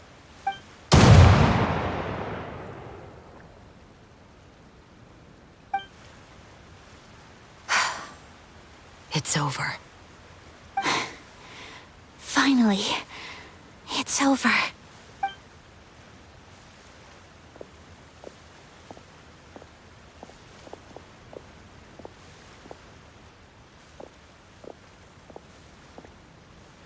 So, where will you go now, Tulip? I'm not too sure, Iris. Maybe somewhere with lots of flowers? After all, Mother always did love going where the blossoms were. What about you? I want to go visit Mother's... Yeah, that's not a bad idea. Huh? Tulip, look! What is it? It's Mother's favorite. The rainbow rose. Look, it's blooming again.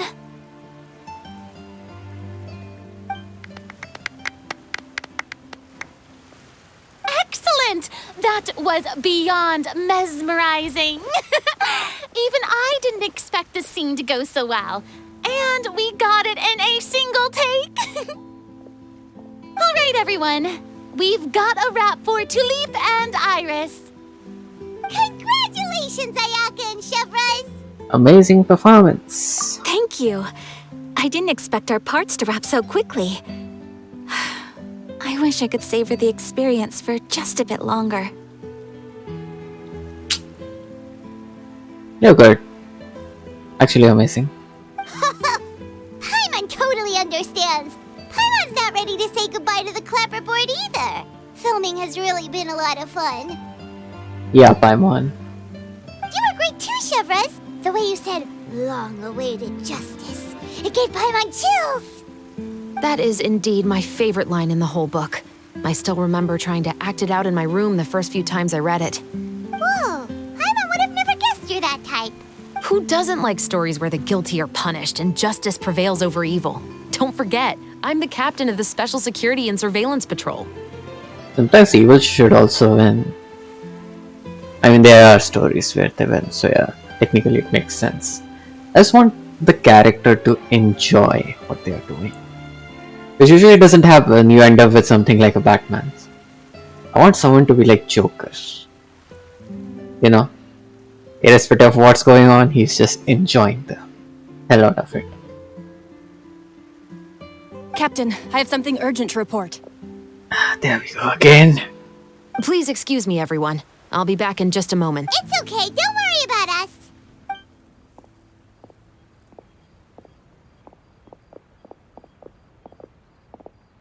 Oh? Was she whisked away by work already? I was just about to tell her how great she did. It seemed like some urgent official business. Then perhaps we should thank the stars that we were able to wrap both of your parts so quickly today. Switching around the filming schedule would have been a real pain. Anyway, I actually came over to let everyone know that we're all done for today.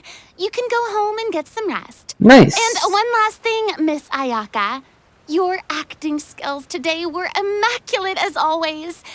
Are you sure you won't consider taking up full-time acting? See, I just happen to know this great troupe that's still looking for a lead actress. Oh ho ho ho ho. Thank you for your kind words, Director Farina.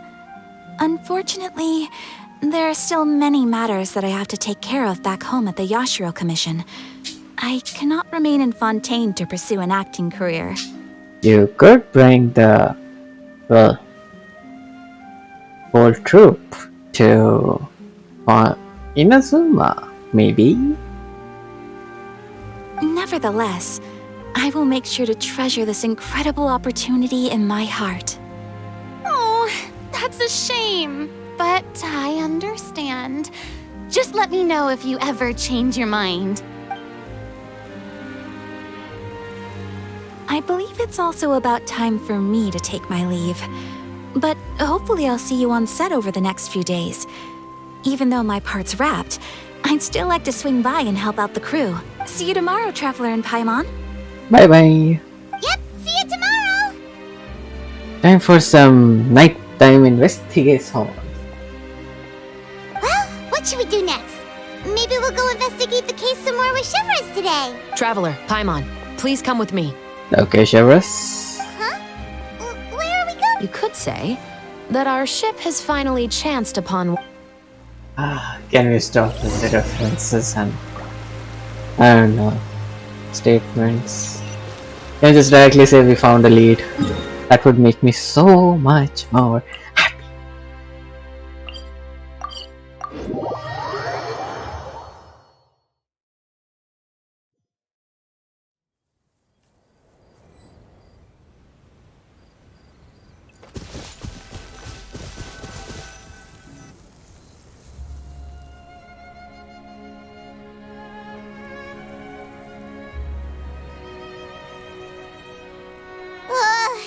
Paimon's exhausted.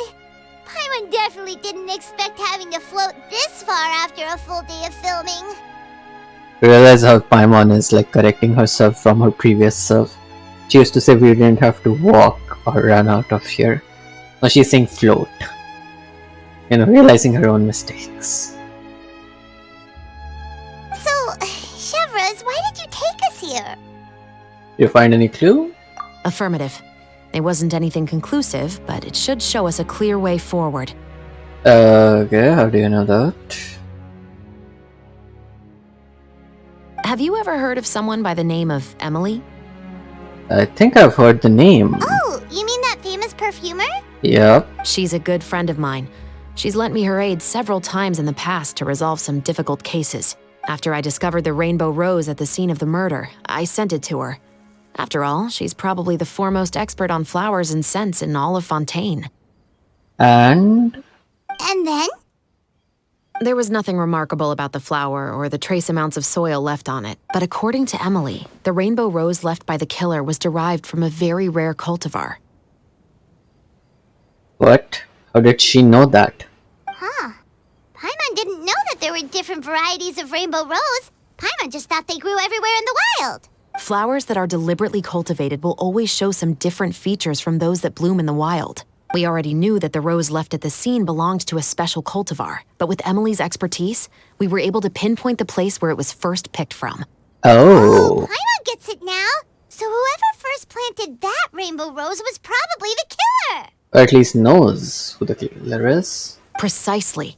And after we checked what we learned against some sales records from the past, we discovered that there's only one person in all of Fontaine who could grow and sell this specific cultivar. Okay. Really? And who is it? It's the novelist. And the plot thickens. But didn't you say he had an alibi? To be clear, I haven't changed my mind about him. I still don't think he was the one who pulled the trigger. Do you think it's the twin? However, that doesn't mean the true culprit never visited him at his home or never purchased a rainbow rose from his garden. Whatever the case, we will have to confirm a number of things with him. ये धूम 3 की story है क्या? किसके नाम पे? So you mean the next place we need to go is... Yes, we're going to pay him a visit at his home. Okay, boss.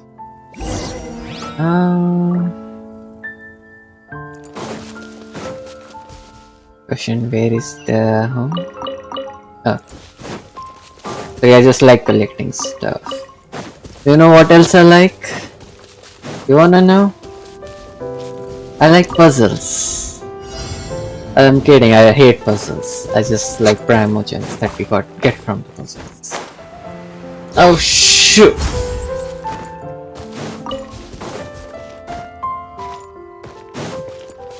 The worst rookie mistake ever. Look where you are going.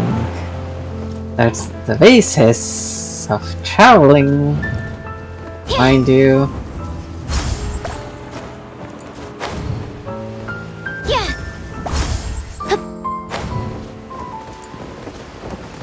Ouch. Oh. Damn it.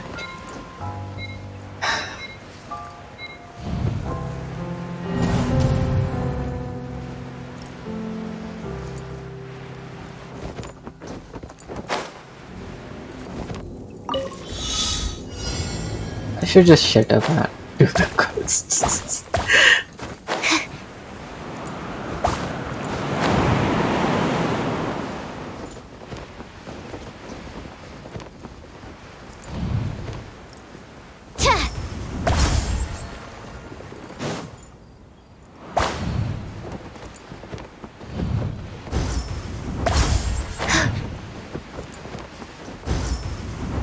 Two more. And there we go.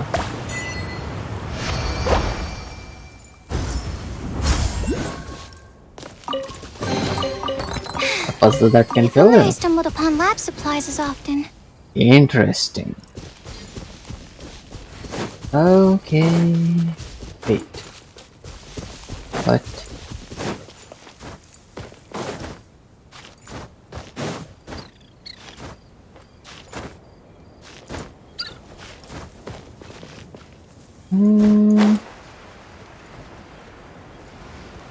I don't understand. It says the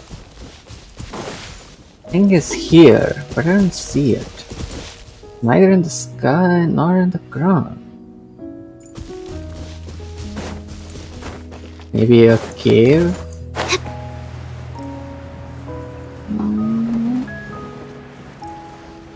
Kinda.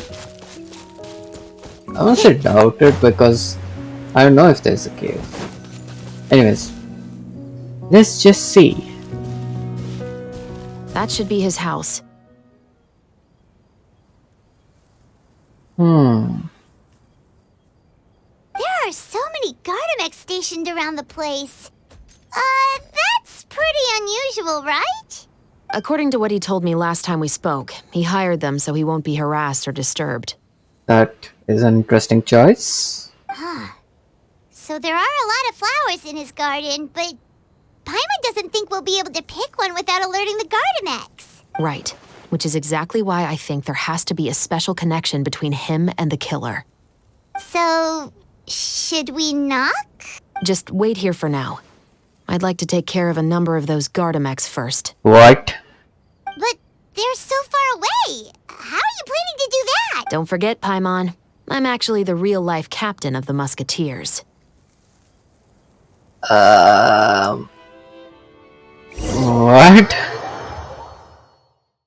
But then we are actually gonna do that event thingy here. Break.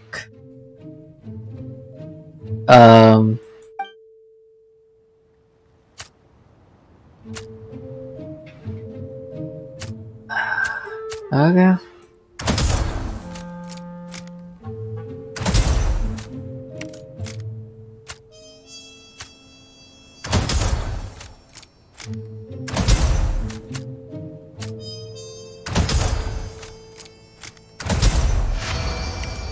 Simple.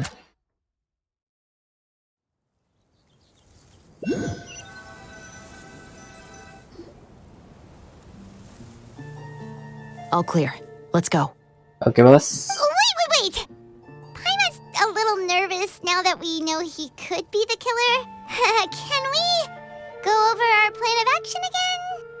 I'll go knock on the door and make sure it's safe inside. Once we're sure that we're in the clear, I'll ask him to come with us for a quick round of questioning at the guard's headquarters. But can't we just arrest him? We don't have a proof. We still have no evidence that he's the killer, or that he lent the killer any direct aid. Still, it would be appreciated if you could pick a rainbow rose from his garden for me while I'm talking to him.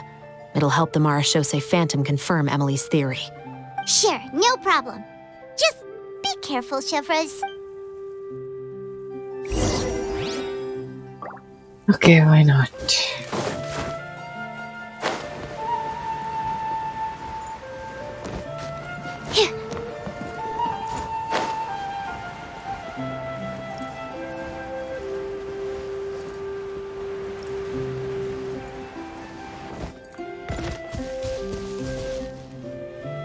Nice flowers, actually.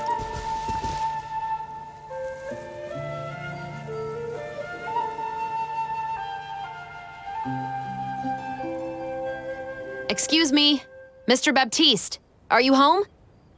Okay. Who could it be at this hour? Oh, it's you, Officer Chevras. Would you mind accompanying me to the guard's headquarters, Mr. Baptiste? We would like to ask you some questions about a case. Oh, is it still regarding the murder case from before? Yeah. I cannot confirm or deny that at this time. So it is then.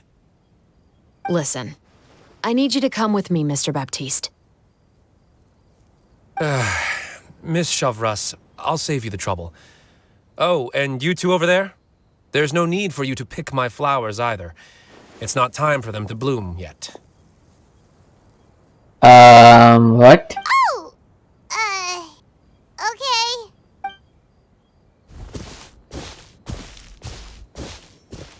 By saving me the trouble, you mean... I will confess. I was the killer. I doubt that. Huh? He just admitted he's guilty! Please relax, everyone. I'm not armed. The musket you're looking for has been buried in my backyard. Then it's my responsibility to inform you, Mr. Baptiste, that everything you say right now will be used as evidence for the inevitable trial. Yes, I am perfectly aware of that. Can we first dig up that musket before we do anything? I must say, I hate this feeling. Oh? Is it because I confessed? Or because you've been proven wrong? Both, I suppose. That guy, why did you kill him? For the same reason as the one I wrote out in my novel, of course. I did it to exact revenge. I know you haven't figured out the link between the two of us. Had you done so, I'd have been taken away to the headquarters a long time ago. So, can you give us the answer? But that won't stop me from always remembering his grotesque face. After all, he was the one who killed my mother. Your mother is still healthy and well. You know, I was adopted as a child. I was referring to my birth mother. That was never recorded in the orphanage's records. Please forgive a 6-year-old child for concocting some lies to protect himself after watching his mother die right in front of him. So, your novel, it was like a record of your life? No, Of course not. It was a work of fiction with many embellished parts. Okay. But I am indeed the illegitimate son of a wealthy and influential man who abused his power to murder my mother. That part was 100% real. Ouch. But the man you killed didn't have a Mora to his name. He was a hired assassin, an irredeemable beast who sank his fangs into a defenseless woman just for a few bags of Mora. But if that's really the truth, you wouldn't be telling us any of this now. You still haven't managed to take revenge against your father, the true mastermind behind it all. I never thought I'd hear that kind of thing from the captain of the Special Security and Surveillance Patrol. I'm simply skeptical about your motives. It's simple, really. I've grown tired of everything and don't want to shoulder this burden anymore. Where is the brother or the sister? You may have considered me too soft to pull the trigger. Well, as it turns out, you are exactly right. I've become overwhelmed by the aftermath of the murder. So you're going to call a stop to your revenge, just like that? The true mastermind is too rich and too powerful for me. I've accepted that I will never be able to avenge my mother alone. And so what? The characters in your book never gave up. Now, Officer Shavras, I'm the one who has killed a man, aren't I? Are you trying to convince me to commit another crime? What's your father's name? How do you plan to prove the veracity of all of your claims? Well, I'd like to speak with you privately. We are private. Only 4 of us. Sure. Why don't we speak privately at the guard's headquarters? No, it has to be here. I must ensure that we won't be overheard. Fine. Let's talk. When I said won't be overheard, I meant by anyone. I'm literally the last person. I would like to speak with you and you alone. Wait, are they siblings? We can go somewhere else for now. Thanks. I appreciate it. Please stay safe, Shavras. You know, we should go out to the backyard and All right. dig up that Let's thing. hear it. Will you really believe what I'm about to say? Well, that depends on what you're going to tell me. Fair enough. Fair enough. Then listen closely.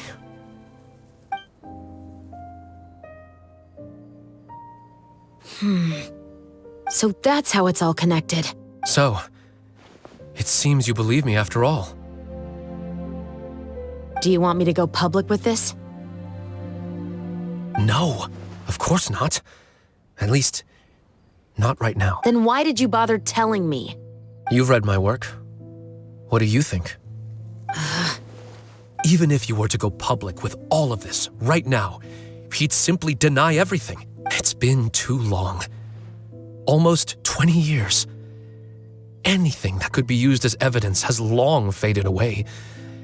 Even if there might have been a solitary island of truth once upon a time, it has long sunk beneath the waves by now. Justice will never find him. Not if you don't try. I know that as the captain of the Special Security and Surveillance Patrol, you will always stand on the side of justice.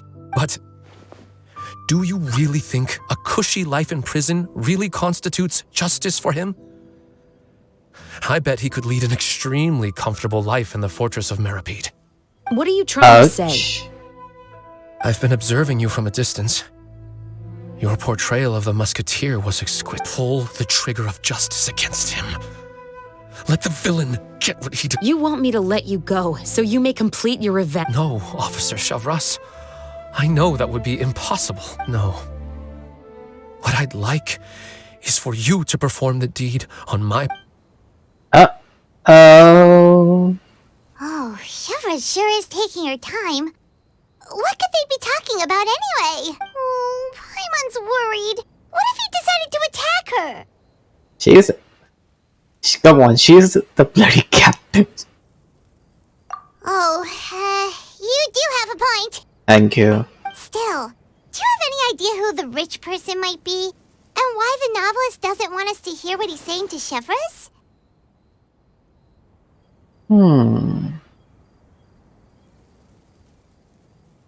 Sorry to keep you waiting, you two. Where's the guy? Hey, how did your talk go? Who's the rich man? I've already sent someone to escort Baptiste back to the headquarters for questioning. He wasn't lying about the musket. It was indeed buried in his backyard. Okay. But what about the name? Did he tell you the name of the rich guy? Yes, he did. But for now, I have to return to the Special Patrol. There are still a few loose ends I need to tie up. Vigilante. I'll probably be quite busy over the next few days, so apologies if you don't see me on set. All right, Paimon understands if you can't tell us everything you know. We'll just keep an eye on the Steambird then. Actually, there's still something else I need your help with. I don't do assassinations. Okay, I do assassinations. I don't do assassinations in Genshin. Shit, I do assassinations in Genshin as well. I don't want to do assassinations for the reasons I don't know. I guess.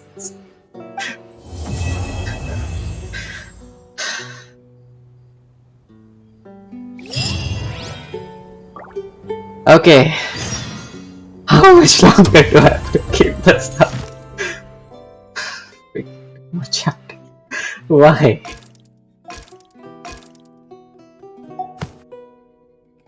Almost there, guys. Almost there.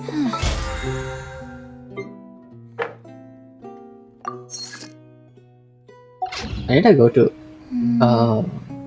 That is. Nice.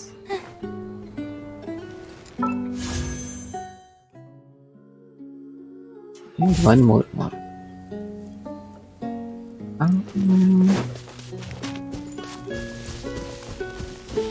Is there anything around here that I can take advantage of?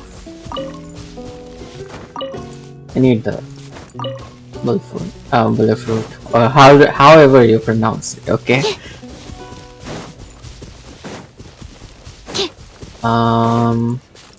Not here.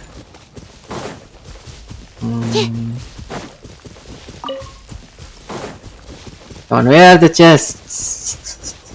We have the treasures. I think this was something. No, that's just leaf. On. Come on, there's got to be something.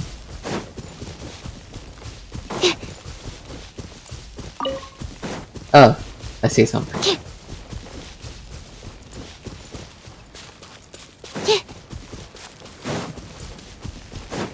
Oh, I see something even better.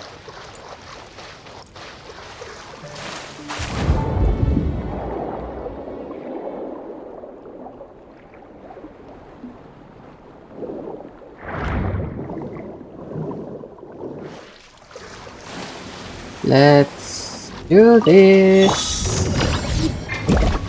Born of ice and frost, blaze over.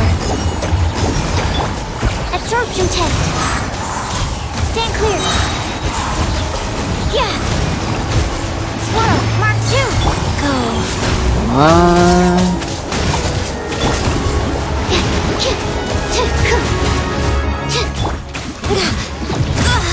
Ouch. Access denied. This is long overdue. Absorption test. Born of ice and frost. Stand clear. So I almost buried the chest. Interesting. Tests appearing out of thin air? This needs research. Definitely. It's interesting how I'm getting exquisite chests for these simple combat sequences. Shower me with breath.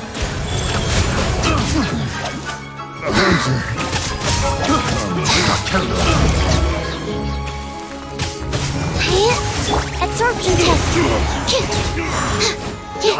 Okay, who else is there?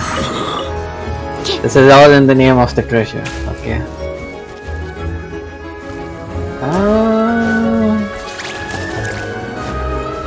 interesting how I don't see any enemy. But the music does say there is some. Oh. You know what? Let's have a sniping competition, shall we? The hunter becomes the hunted. You are never the hunter. Beautiful treasures are a cause for great happiness. True. The show begins! Let me heal every character, just to be on the safe side. Given I have one pseudo healer and a proper healer.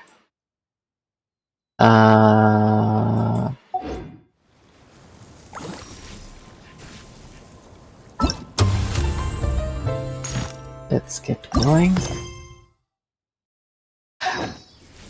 What was that? Oh.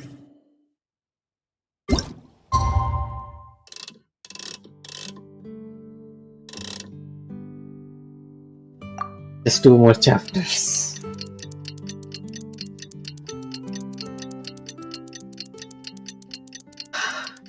After that I can finally do the wishes. It's gone. We have? Oh, fuck. I got out. Well, guess there's no point in worrying about it now. Let's go join up with the others. Okay.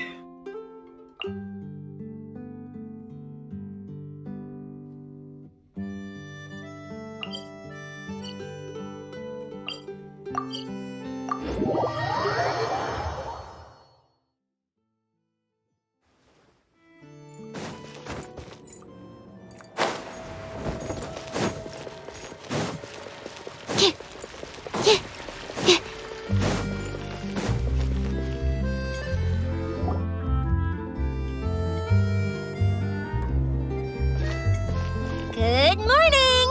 Hayaka and I were just talking about you. Is Chevras still not joining us today? Yeah, apparently she's planning an assassination or something.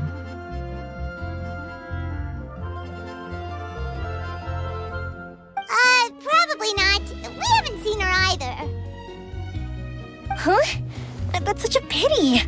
Director Farina said that we've only got a few small scenes left before wrapping up the entire thing. She even said that she'll get me into a couple scenes, so everyone will have a chance to shine in front of the camera. Oh, nice. What about me?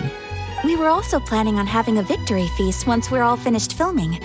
You can join us, right? Of course. Only Chevros was here. I still haven't taken a photo with her. I'm afraid that can't be helped. Those special patrol folks are like phantoms when they've got a case on their hands. Pun intended? But to be honest, I'm even more concerned by what I read in the Steambird earlier this morning. It said that the killer in the murder case was none other than the author of the 2 Musketeers. You know what? I'm starting to believe that the reason the investor backed out was because of this reason only. I don't know why. Oh yeah, I heard about that too. He came forward and confessed his crimes, but gave no explanation as to why he pulled the trigger. We didn't know about this case at all when we joined the film. Is it going to affect the reception of our work? That's a very good question. From a pure publicity standpoint, this will draw a lot more attention to our film.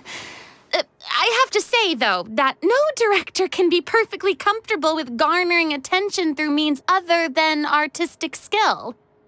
That is true. Maybe. I don't know. To be fair, I feel like that ship sailed the moment you allowed yourself to be named as the director on our posters. Uh-oh. It's not my fault that I'm super popular. What was that saying again? My popularity has... sunk to an all-time low? Ouch. spread to the 4 corners of Teyvat.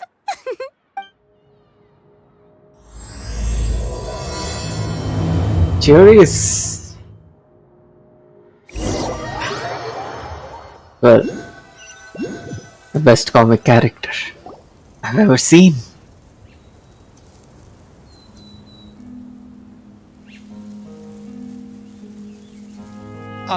Excuse me, everyone.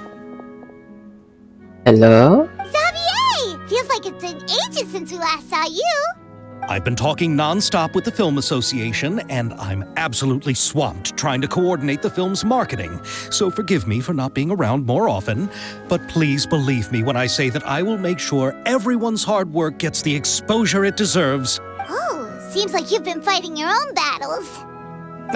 Yes, that's one way to put it.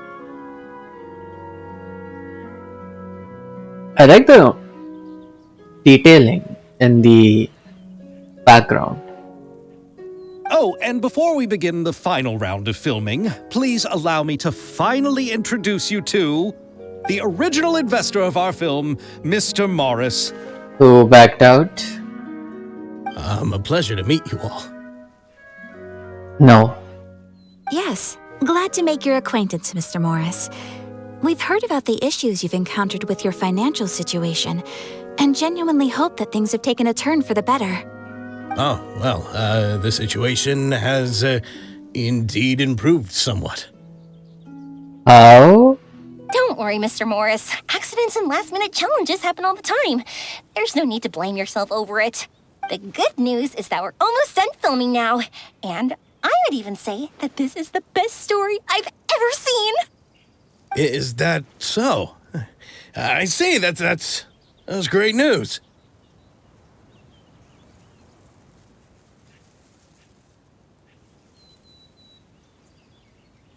It's like a closed loop when you think about it. I'm 86.78% sure that this guy is the writer's father or somehow related to writer's father.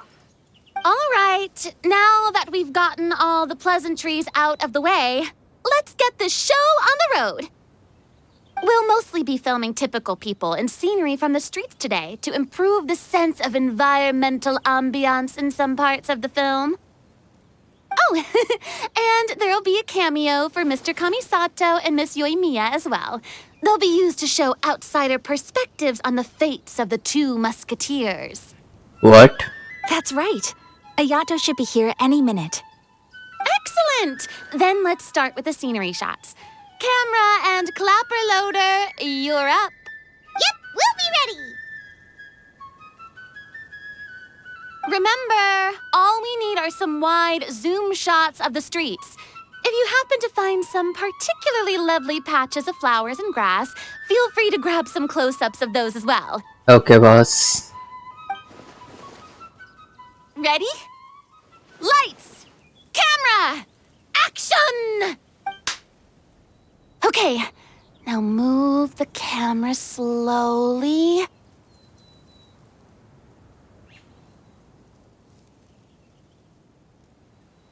Try to focus on that flower.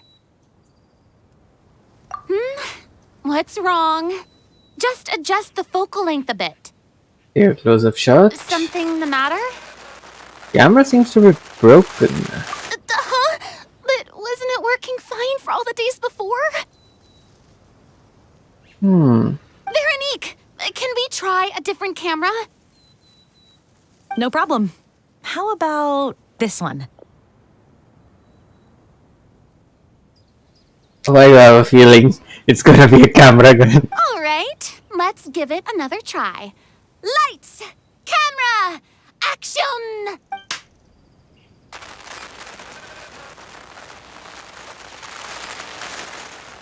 What? Don't tell me. This one is broken too? Veronique, do we have any other spare ones we can use? I'm afraid we only brought these two today. What? Then go find a workshop to get them repaired right away. Oh, and you too, Bono. Go find our spare camera in the warehouse and bring it back to the set. On it. Greetings, everyone. My apologies for the delay. Is something the matter, Ayaka? It seems like there are some issues with the filming equipment today. We're stuck for the moment. I see. not just stand here twiddling our thumbs. Actors, to the makeup booth. We'll start on the next scene as soon as we get a working camera.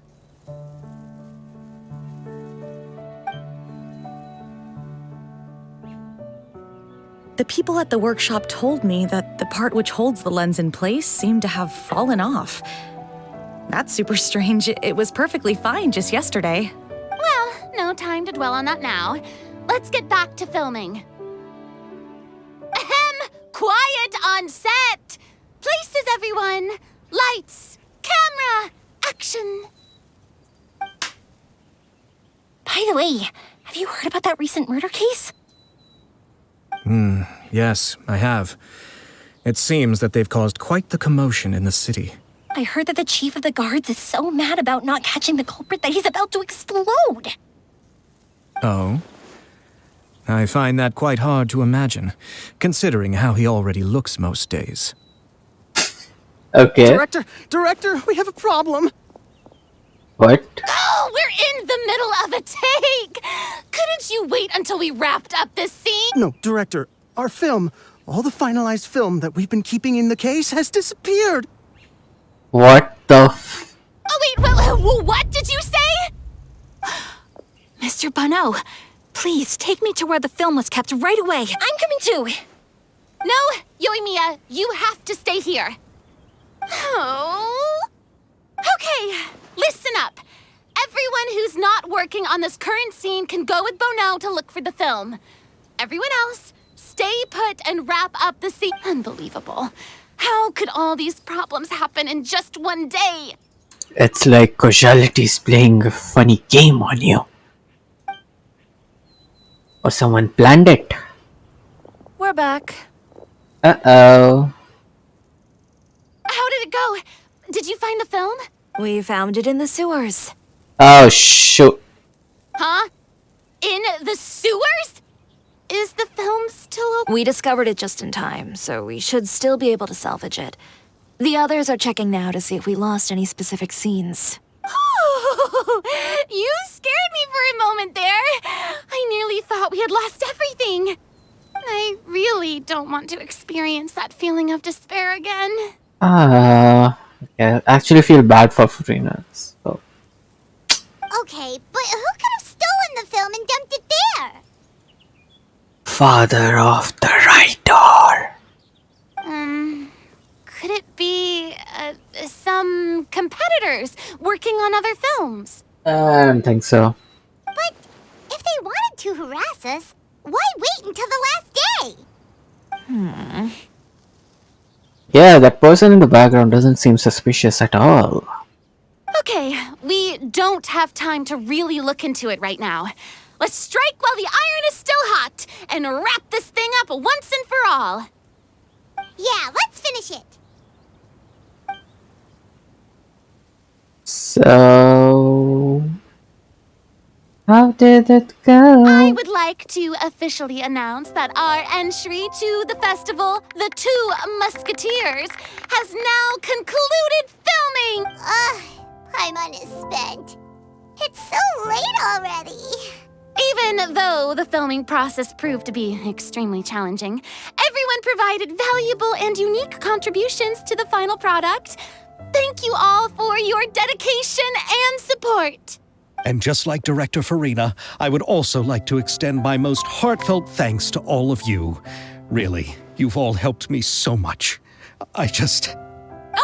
All right, let's save the awards speech for later, and hopefully also get some rehearsals in before the real thing. Anyway, now it's time to party! Let's all make our way to the beach and have a celebration feast so loud and fun that even the blubber beast will want in. Okay. Paimon wants to party!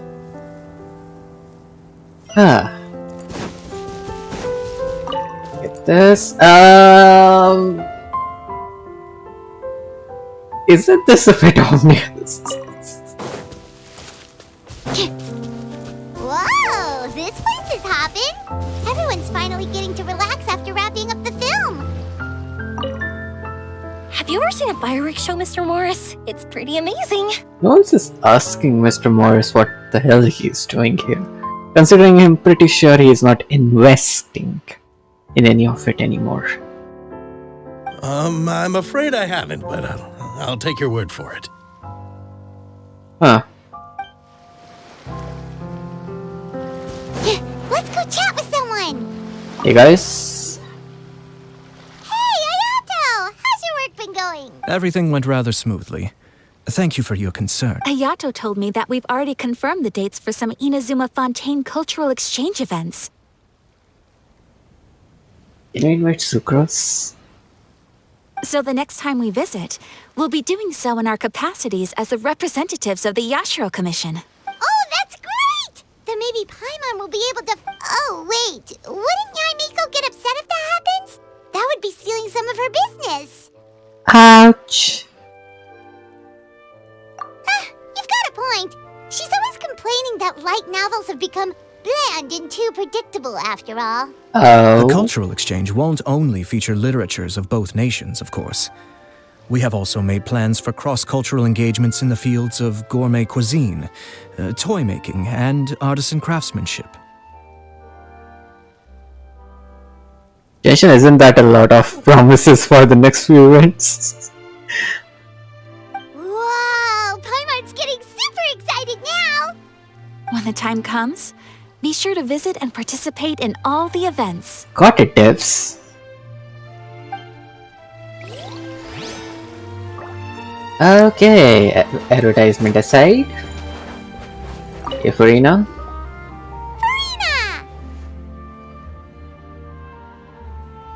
It's Fanta.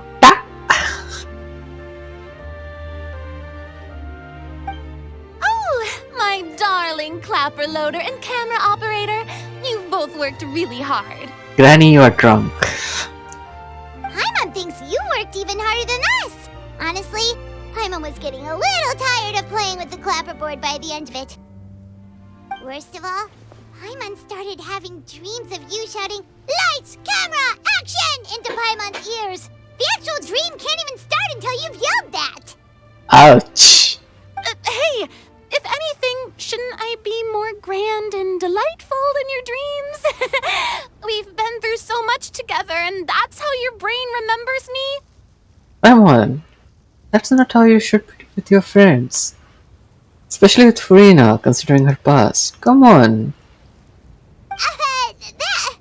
That's not Paimon's fault. We've just used the clapperboard too much lately. Anyway, what's most important is that we've wrapped the film. I'm pretty confident that we'll take first prize. You mean the Farina award? Hey, no need to mention the official name. Ouch. Wait, now that you mention it, if we did win the prize, would Farina just get a statue of herself? LOL. Come on, I don't need that kind of attention. Xavier can accept the reward on our behalf. But just imagine! Farina accepting the Farina Award and holding a Farina statue. I'm going back to my dessert now. You all can keep discussing that on your own. Ouch. Okay, talk to everybody. Hey, Cheer. Why are you sitting here? Hey, you two. Yo. Are you not really into these kinds of big social occasions? Not particularly. But this is still better than Fontaine Fashion Week. But if this film becomes a big hit, people will definitely come flocking to your shop. Yes, that's highly likely. As long as the film can premiere as planned. Are you still worried about the case? That and all the obstacles we had to face today. True. You're right. It's as if all our bad luck just manifested at once.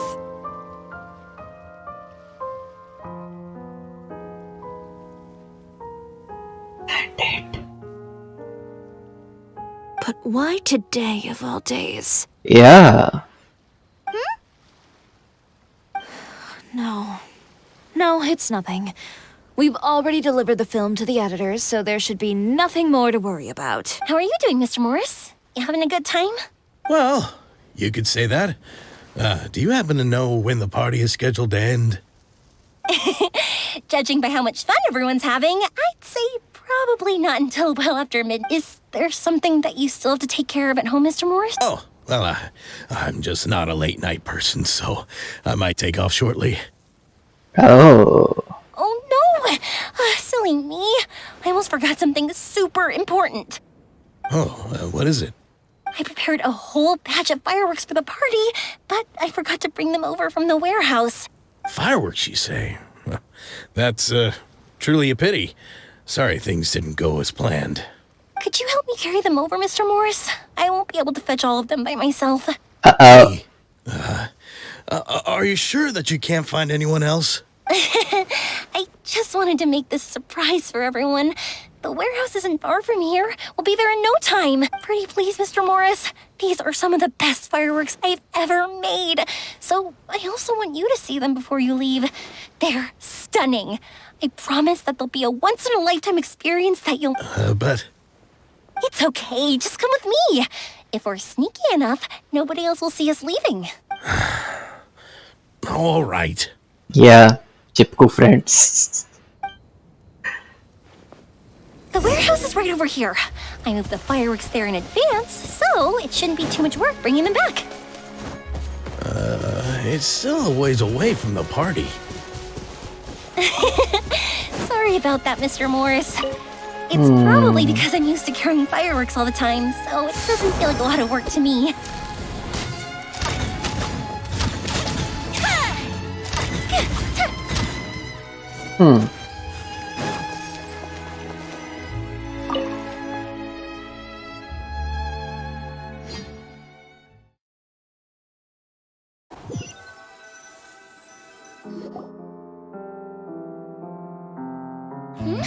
It's dark in here. Wait here, Mr. Morris. I think the light switch should be somewhere over here. Why did I have to get roped into this? What was that?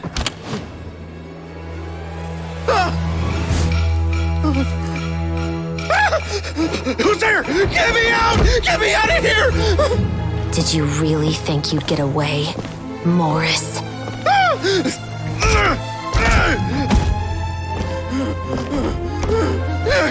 You've got the wrong guy. It wasn't me. I'm not the killer. You know, Eliza died a far more heroic death than this. She fought your assassin to the end, to save the children she had hidden beneath the floorboards.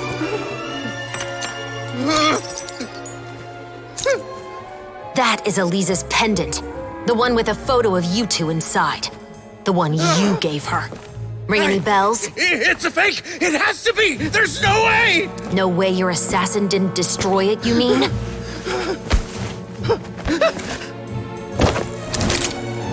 Did you ever love her, Morris? Or was killing her always the plan? No, please. Listen to me. I told Eliza to keep us a secret. I paid her plenty for her silence. I never thought she'd keep the child.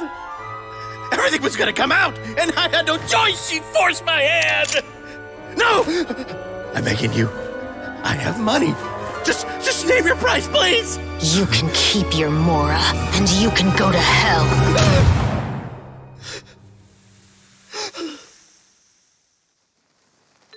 I'm Captain Shovraz of the Special Patrol. Morris, you're under arrest for Eliza's murder.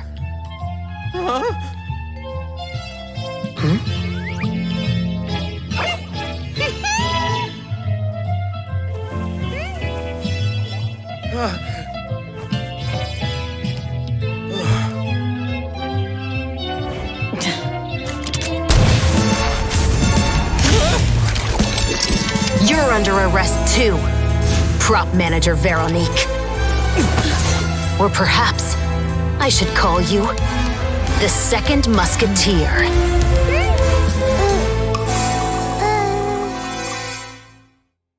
Wait, what's going on? This wasn't in the script. Okay, Genshin devs, whatever you did for the last or 3 or 4 chapters.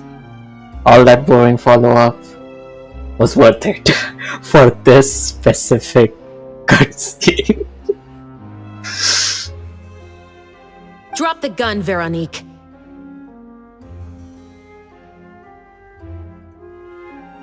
But I have to say, her musket is pretty strong. Why? Why would you keep me from exacting revenge on this heartless monster? Drop your weapon. This is my final warning.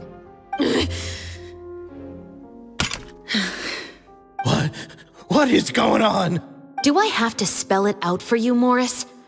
Everything that took place just now was staged to get you to confess the truth, but this last part is all improv, of course. Chevrolet, you told us you wanted us to help you stage a play. You never said anything about the second musketeer.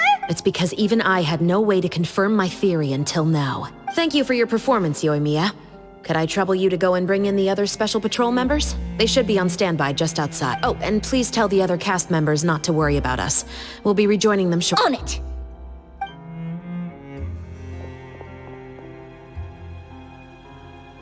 So what do you think, Morris? Care to talk about what happened 20 years ago? My patience is limited, you know. Don't force me to take you back to the interrogation room. I'd wager that you wouldn't last for more than a minute in there. With the recording we made, you have no chance of winning in court. Cooperating with us now is the most practical move. All right. I'll talk. I hired an assassin to murder Elisa. She once worked as a maid on my family's estate. She was very beautiful, and after some time I fell for her. We kept our relationship a secret and carried out an affair for some time, but it wasn't long before she became pregnant. And if my parents ever found out, they would have stripped me of my inheritance and status, driven me out of my home.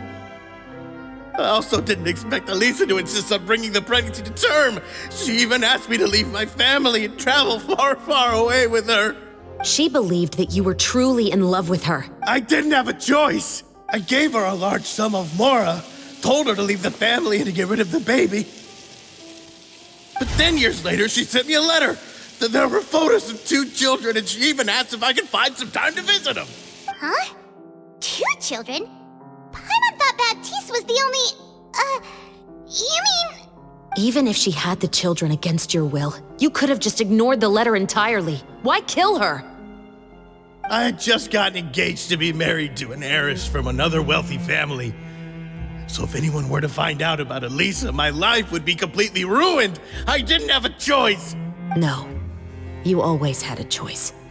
You just made the wrong choice. Again. Do you know how it feels to watch your mother be killed right in front of you?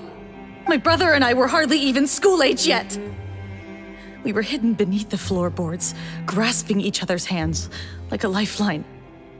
We were so terrified that we didn't even know we could ever take a breath. All we could do was to watch Mother try to fight back, and then collapse to the floor. Even after the assassin left, we were still too terrified to leave our hiding spot. We thought that he might come back. It was only until the next evening when we finally climbed out and gathered around our mother. But she had already become cold and stiff to the touch. You made up your mind right then and there to bring this case to light. Not only that, we resolved to get our revenge. And that's why you became the Musketeers. No, that's why I became a Musketeer. The man from before was also killed by me. My brother had nothing to do with it. I figured as much. I once told these two that he didn't look like a killer to me. His confession from that night also I think what really tipped me off was, how could I not feel a sense of regret in him? Huh? He confessed faster than any criminal I've ever met, but he didn't say a single word about you. He insisted that he was the sole perpetrator in the case. But after the questioning ended, I disassembled the musket we dug up from his backyard, put it in front of him, and told him to reassemble it. Wanna guess how far he got? He had no idea where to even start. He's never touched a gun in his life. Based on that, I determined that he was not acting alone. He only surrendered himself to draw our attention and create a moment of opportunity for his partner. So, I decided to play along. And as expected, the second musketeer followed us without hesitation once she saw Morris get separated from the rest of the cast. Besides, why else would he call the novel The Two Musketeers? But how did you know it was Veronique? I figured it out the moment Baptiste told me his father's name. That so-called financial crisis was all just a ruse. He just wanted to sign up as the investor and then leave the film without any source of funding. After all, he has a vested interest in minimizing the reach of this story. It's really just the same thing as what he did to Eliza all those years ago. Human scum. But then Xavier pulled out all the stops and got the film made against all odds. Morris couldn't have that. With the killer in custody, he figured it was safe to act. And so he came to visit the set today, just as I expected. Wait, so you were behind all those mishaps today? As for the identity of the second musketeer, I assumed they'd probably stay close to Morris and look for an opening. And if they already knew that Morris was the film's investor, then that narrowed the list of potential suspects. Furthermore, being the props manager would allow the culprit to avoid scrutiny by purchasing mechanical parts in the name of the crew. With that hypothesis in mind, I went back to check Baptiste's orphanage adoption records. Guess whose name I saw on the same page, just a few lines from his. My brother. He trusted you. As in, he trusted me to perform the deed on his behalf? He trusted you to stand on the side of justice. I am. I thought you could do it as well. Oh, the look on your face when you told him to go to hell. I really thought you'd put a bullet in his brain. You know what he has done. Are you telling me that you'd rather see him spend the rest of his life living like a king in the fortress of Merib? I will never be able to forget the feeling of my mother's cold, lifeless hands. I won't lie, Veronique. I did hesitate when your brother first told me about... I wondered. I agonized over whether I should really put a bullet in his head. So why don't you? Because that should never be how justice is carried out in this world. Perhaps, to you, justice is simply reciprocated. An eye for an eye, and a life for a life. But everyone has their own understanding of justice. If everyone were to pursue their own definition of it, there would be no more order in this world. Today, you'll kill Morris. And tomorrow, his children may come for you. The world cannot render judgments based on a desire for revenge. That will only lead to a cycle of revenge, as well as the destruction of order and civilized society. Fontaine is founded on a set of laws and a standardized code of justice. That is why we are the nation of justice. But with all that said, I will promise you this. Morris will not lead a cushy life in the fortress of Meripede. Chevros, the rest of the special patrol is here. Thank you so much, Yoimiya. Letelier, Terena, please take them away.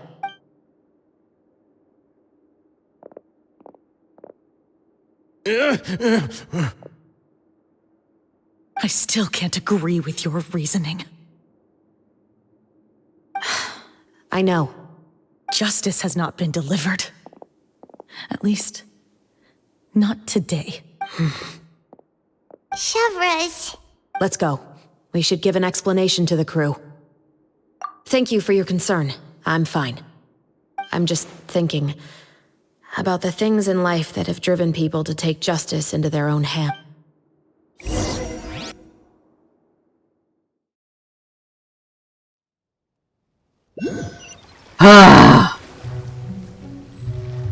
Okay.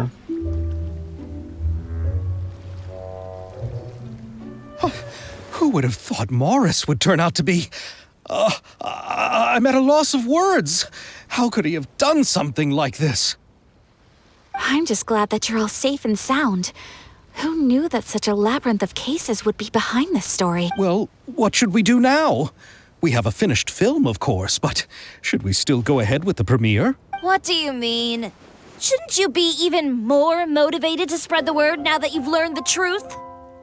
Interesting idea. Chiori is right. I'd also like more people to see this story for themselves. But the real ending of the story seems to have deviated somewhat from the one in the script.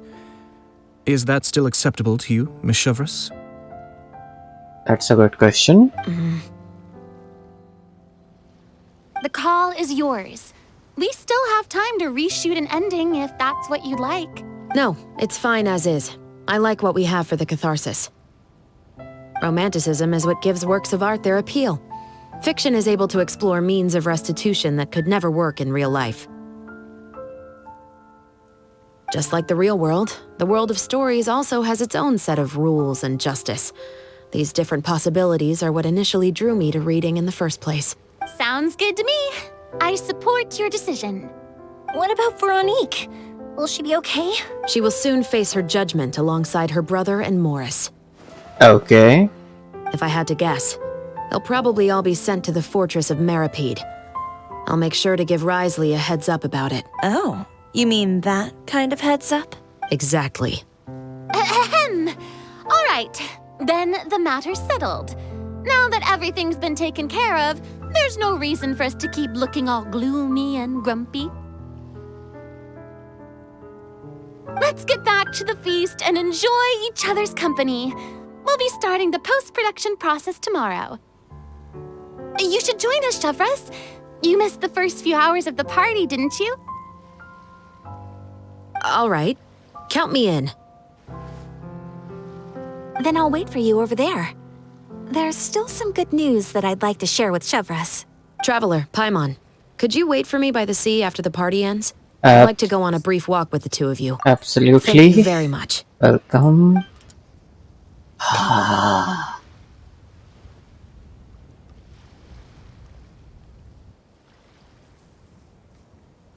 Are you for real? TCG.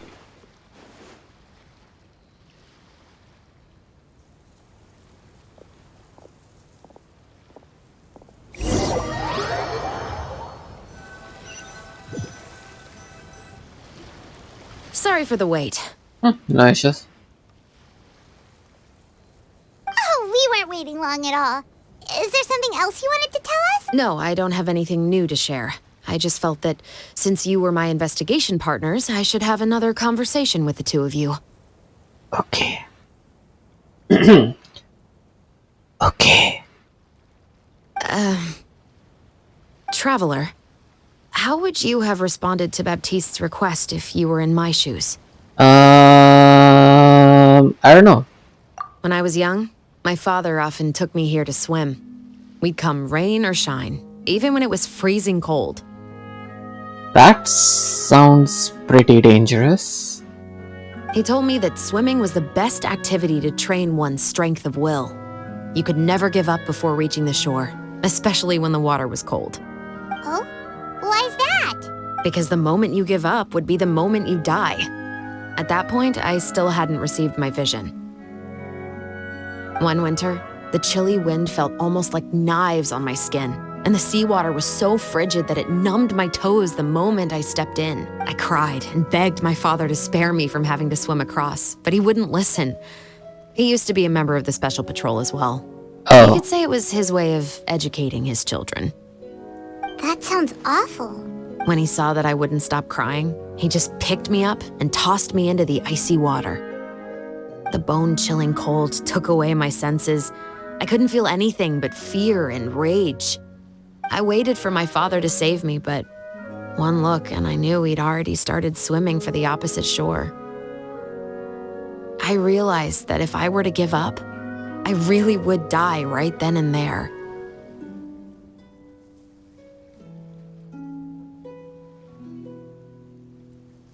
Genshin, can we have a normal Can we have a normal story for some characters? I mean, I assume gaming is gonna have a normal story. Assuming his name is, well, light-hearted enough as his background story, but I don't know, maybe. I used all of my strength to try and catch up to my father. Those few minutes felt longer than my whole life up until that point. I did, however, make it to the other side. Congrats. I've never felt afraid about anything in my life after that, nor have I ever cried again. That way of teaching would have never worked on Paimon. You would just fly. Yeah, I don't think that was the right method for anyone. It's just that, working now as I am in the pursuit of justice, I still sometimes feel like I've been tossed into that winter sea all over again. The anger and the helplessness. Chevres. But the worse I feel, the more I know to never give up. Anyway, how about a race? Neither of us will drown, but we can still see who swims faster. I'm game. You guys go ahead. Paimon will grab the clapperboard to mark the start of the race. Paimon. Okay, where is Chevres? Are we finally gonna have a swimming competition? Too shallow to dive? Okay.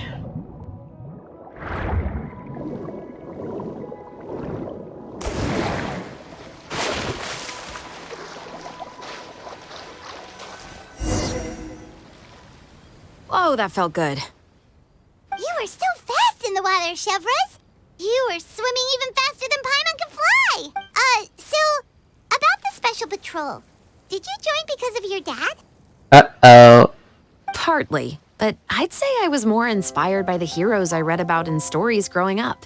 Oh, so it's due to your love of stories. Of course, it was only after I joined the special patrol that I learned that truth is often stranger than fiction. Come on, let's walk a bit more. Why are we having character introduction now? To be honest, I do sometimes question whether the decisions I make are the right ones. But I know that no matter what, I must keep swimming. Because the only thing I've got my eyes on is the shore in the distance. Okay, so why do you have fire as your attribute?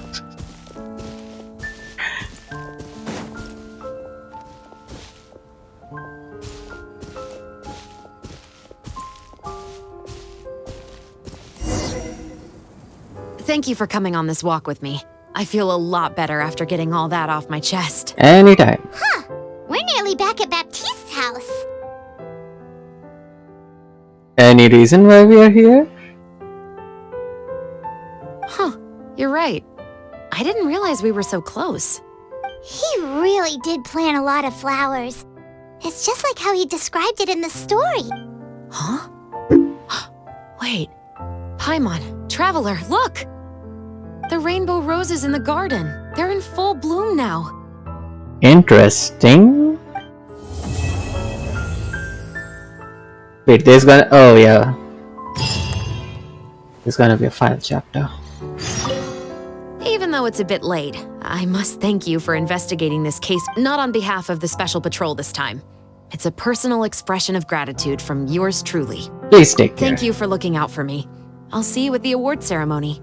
I'd be very surprised if we don't win. Someone has connections. Okay, boss. Where is the last one? This. Let's go. And of course I need to. तो हो जाए सत्य का काबू.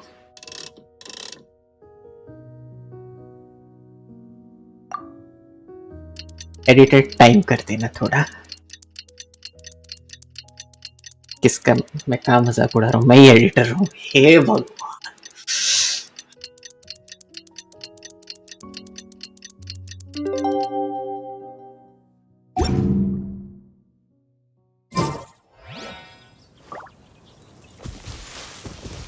Okay. Shouldn't be so bad. Wait and... Oh, of course. 2 days. 2 days.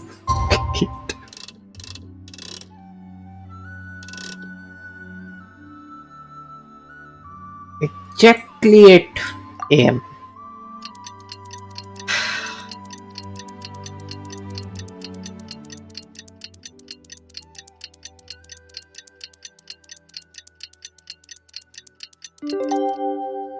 Okay.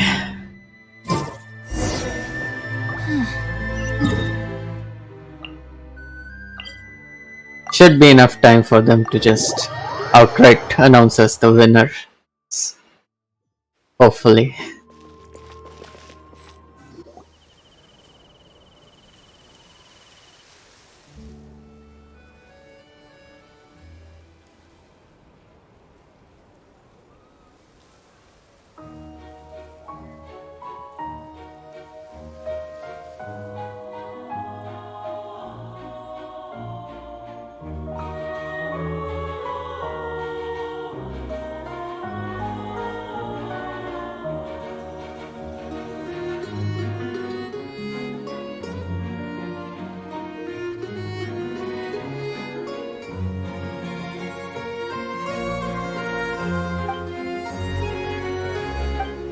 Xavier, it's been a while. Did you win?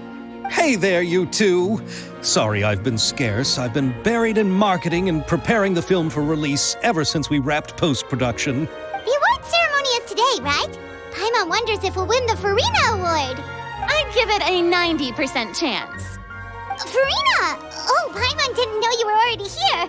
You're earlier than everyone else. I'm sure the others will also be here in no time. Xavier, if we end up getting called on stage, shouldn't you come up with a name for our crew? Lady Farina team. What? But we don't even know if we're going to win. I wouldn't want to jinx our chances by celebrating early. Just open your eyes. Surely you've seen the audience's reactions to our film. We've had nothing but critical acclaim. You've also had conversations with the Opera House's operating staff, right? Didn't they want to increase the number of showings? With the more you've made from the box office, you can now open your very own film company. When are we getting paid, Xavier? But that's all credit to my amazing crew. You've all helped to make this a reality, so I can't be the only one asked to come up with a name. Well, give it some thought.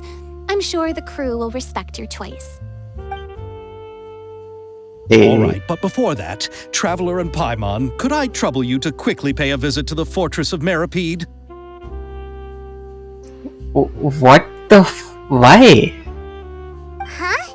But shouldn't we stay for the award ceremony? I wanted to ask you two to invite Shavraz to join us at the ceremony.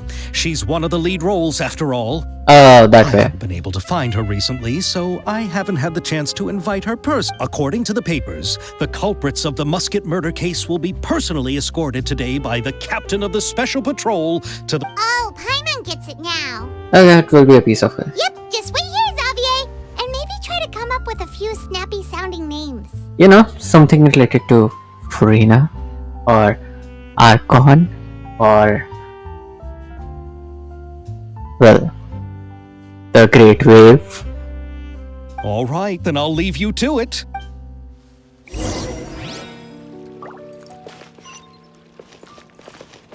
I don't know. Will we really win an award? Trust me.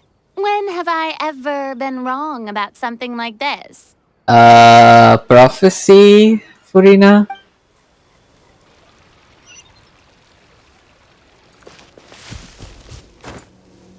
Yeah, I can just... this one? Oh, wait. Nah. Frick. Ah, why do we have so many?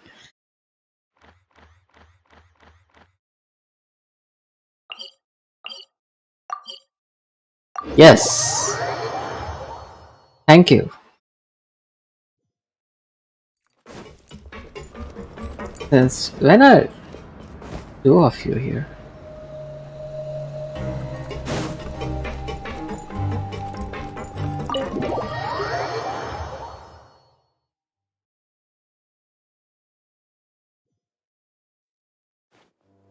This is as far as I'll be taking them. I'll leave the three of them to you now.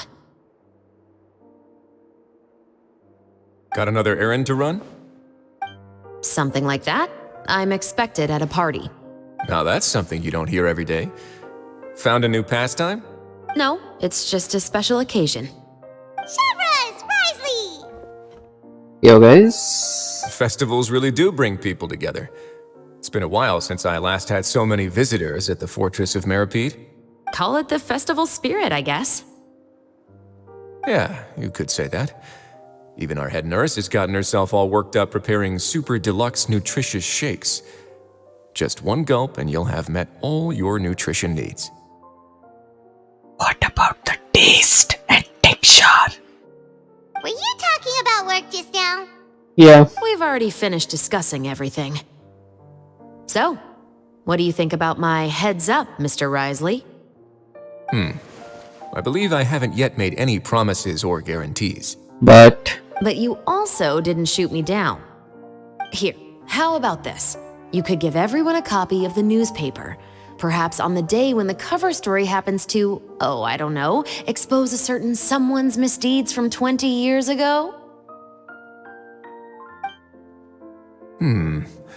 I suppose then a certain someone may soon find himself the most unlucky person in the Fortress of Meripede? While another two people will soon be hailed as heroes. oh, Speaking of heroes, did you two need something from me? Actually, we're here for... You're here to invite me to the party, right? Don't worry, I didn't forget. Ooh, then let's head back right away!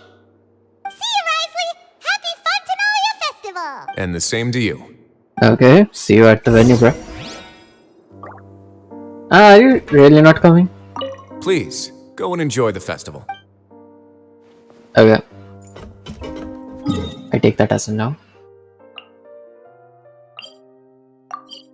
Oh, actually, while I'm here, I haven't been to this place in like forever since I completed the Archon quest. I wanna grab that lunch box real quick. Hey Bran, how's stuff? Thank you for the meals. Welfare meal. What do you sell here? Recipes, dishes, no surprise. Thank you. Oh, credit coupons.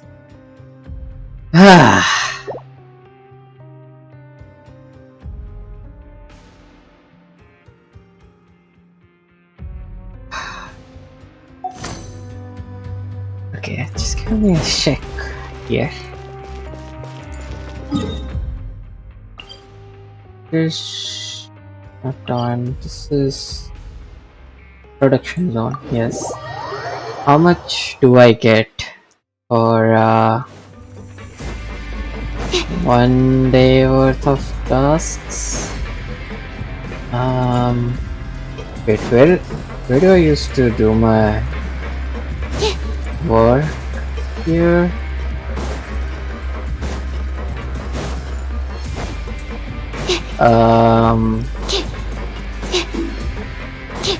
Interesting. Where is that place?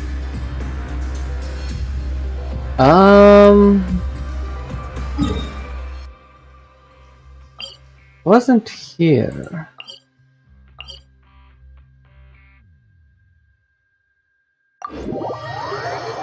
Is it here? Probably not. Yeah.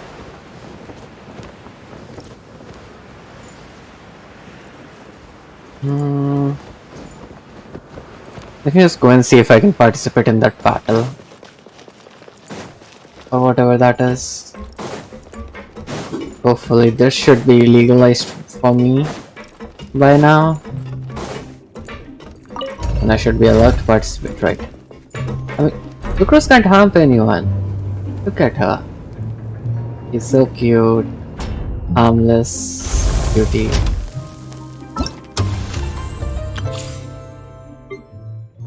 Harmless, sweetie. Okay. Before I get too much into admiring sucrose, which I can do all day long, 24/7, 365 days, 365 for 25 days, a year. I'm just looking around. Okay. There's seriously no way I can.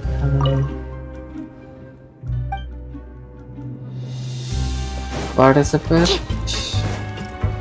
But I guess not.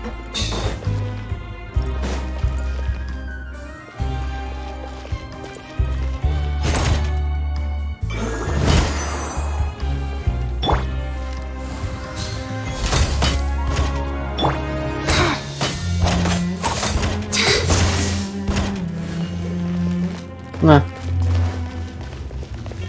Okay. Still not sure where I used to hunt credits. I'm pretty sure it was the production zone. But where in the production zone? That's the question. Not you. Oh.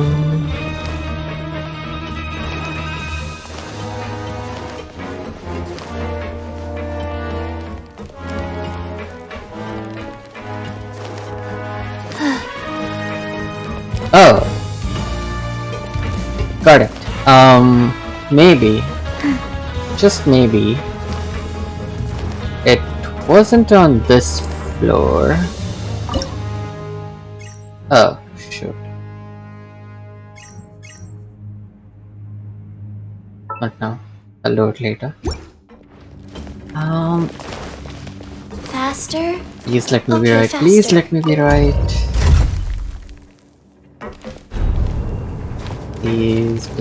Please.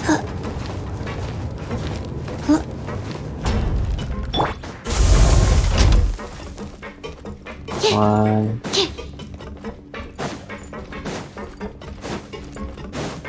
No, I guess it wasn't here.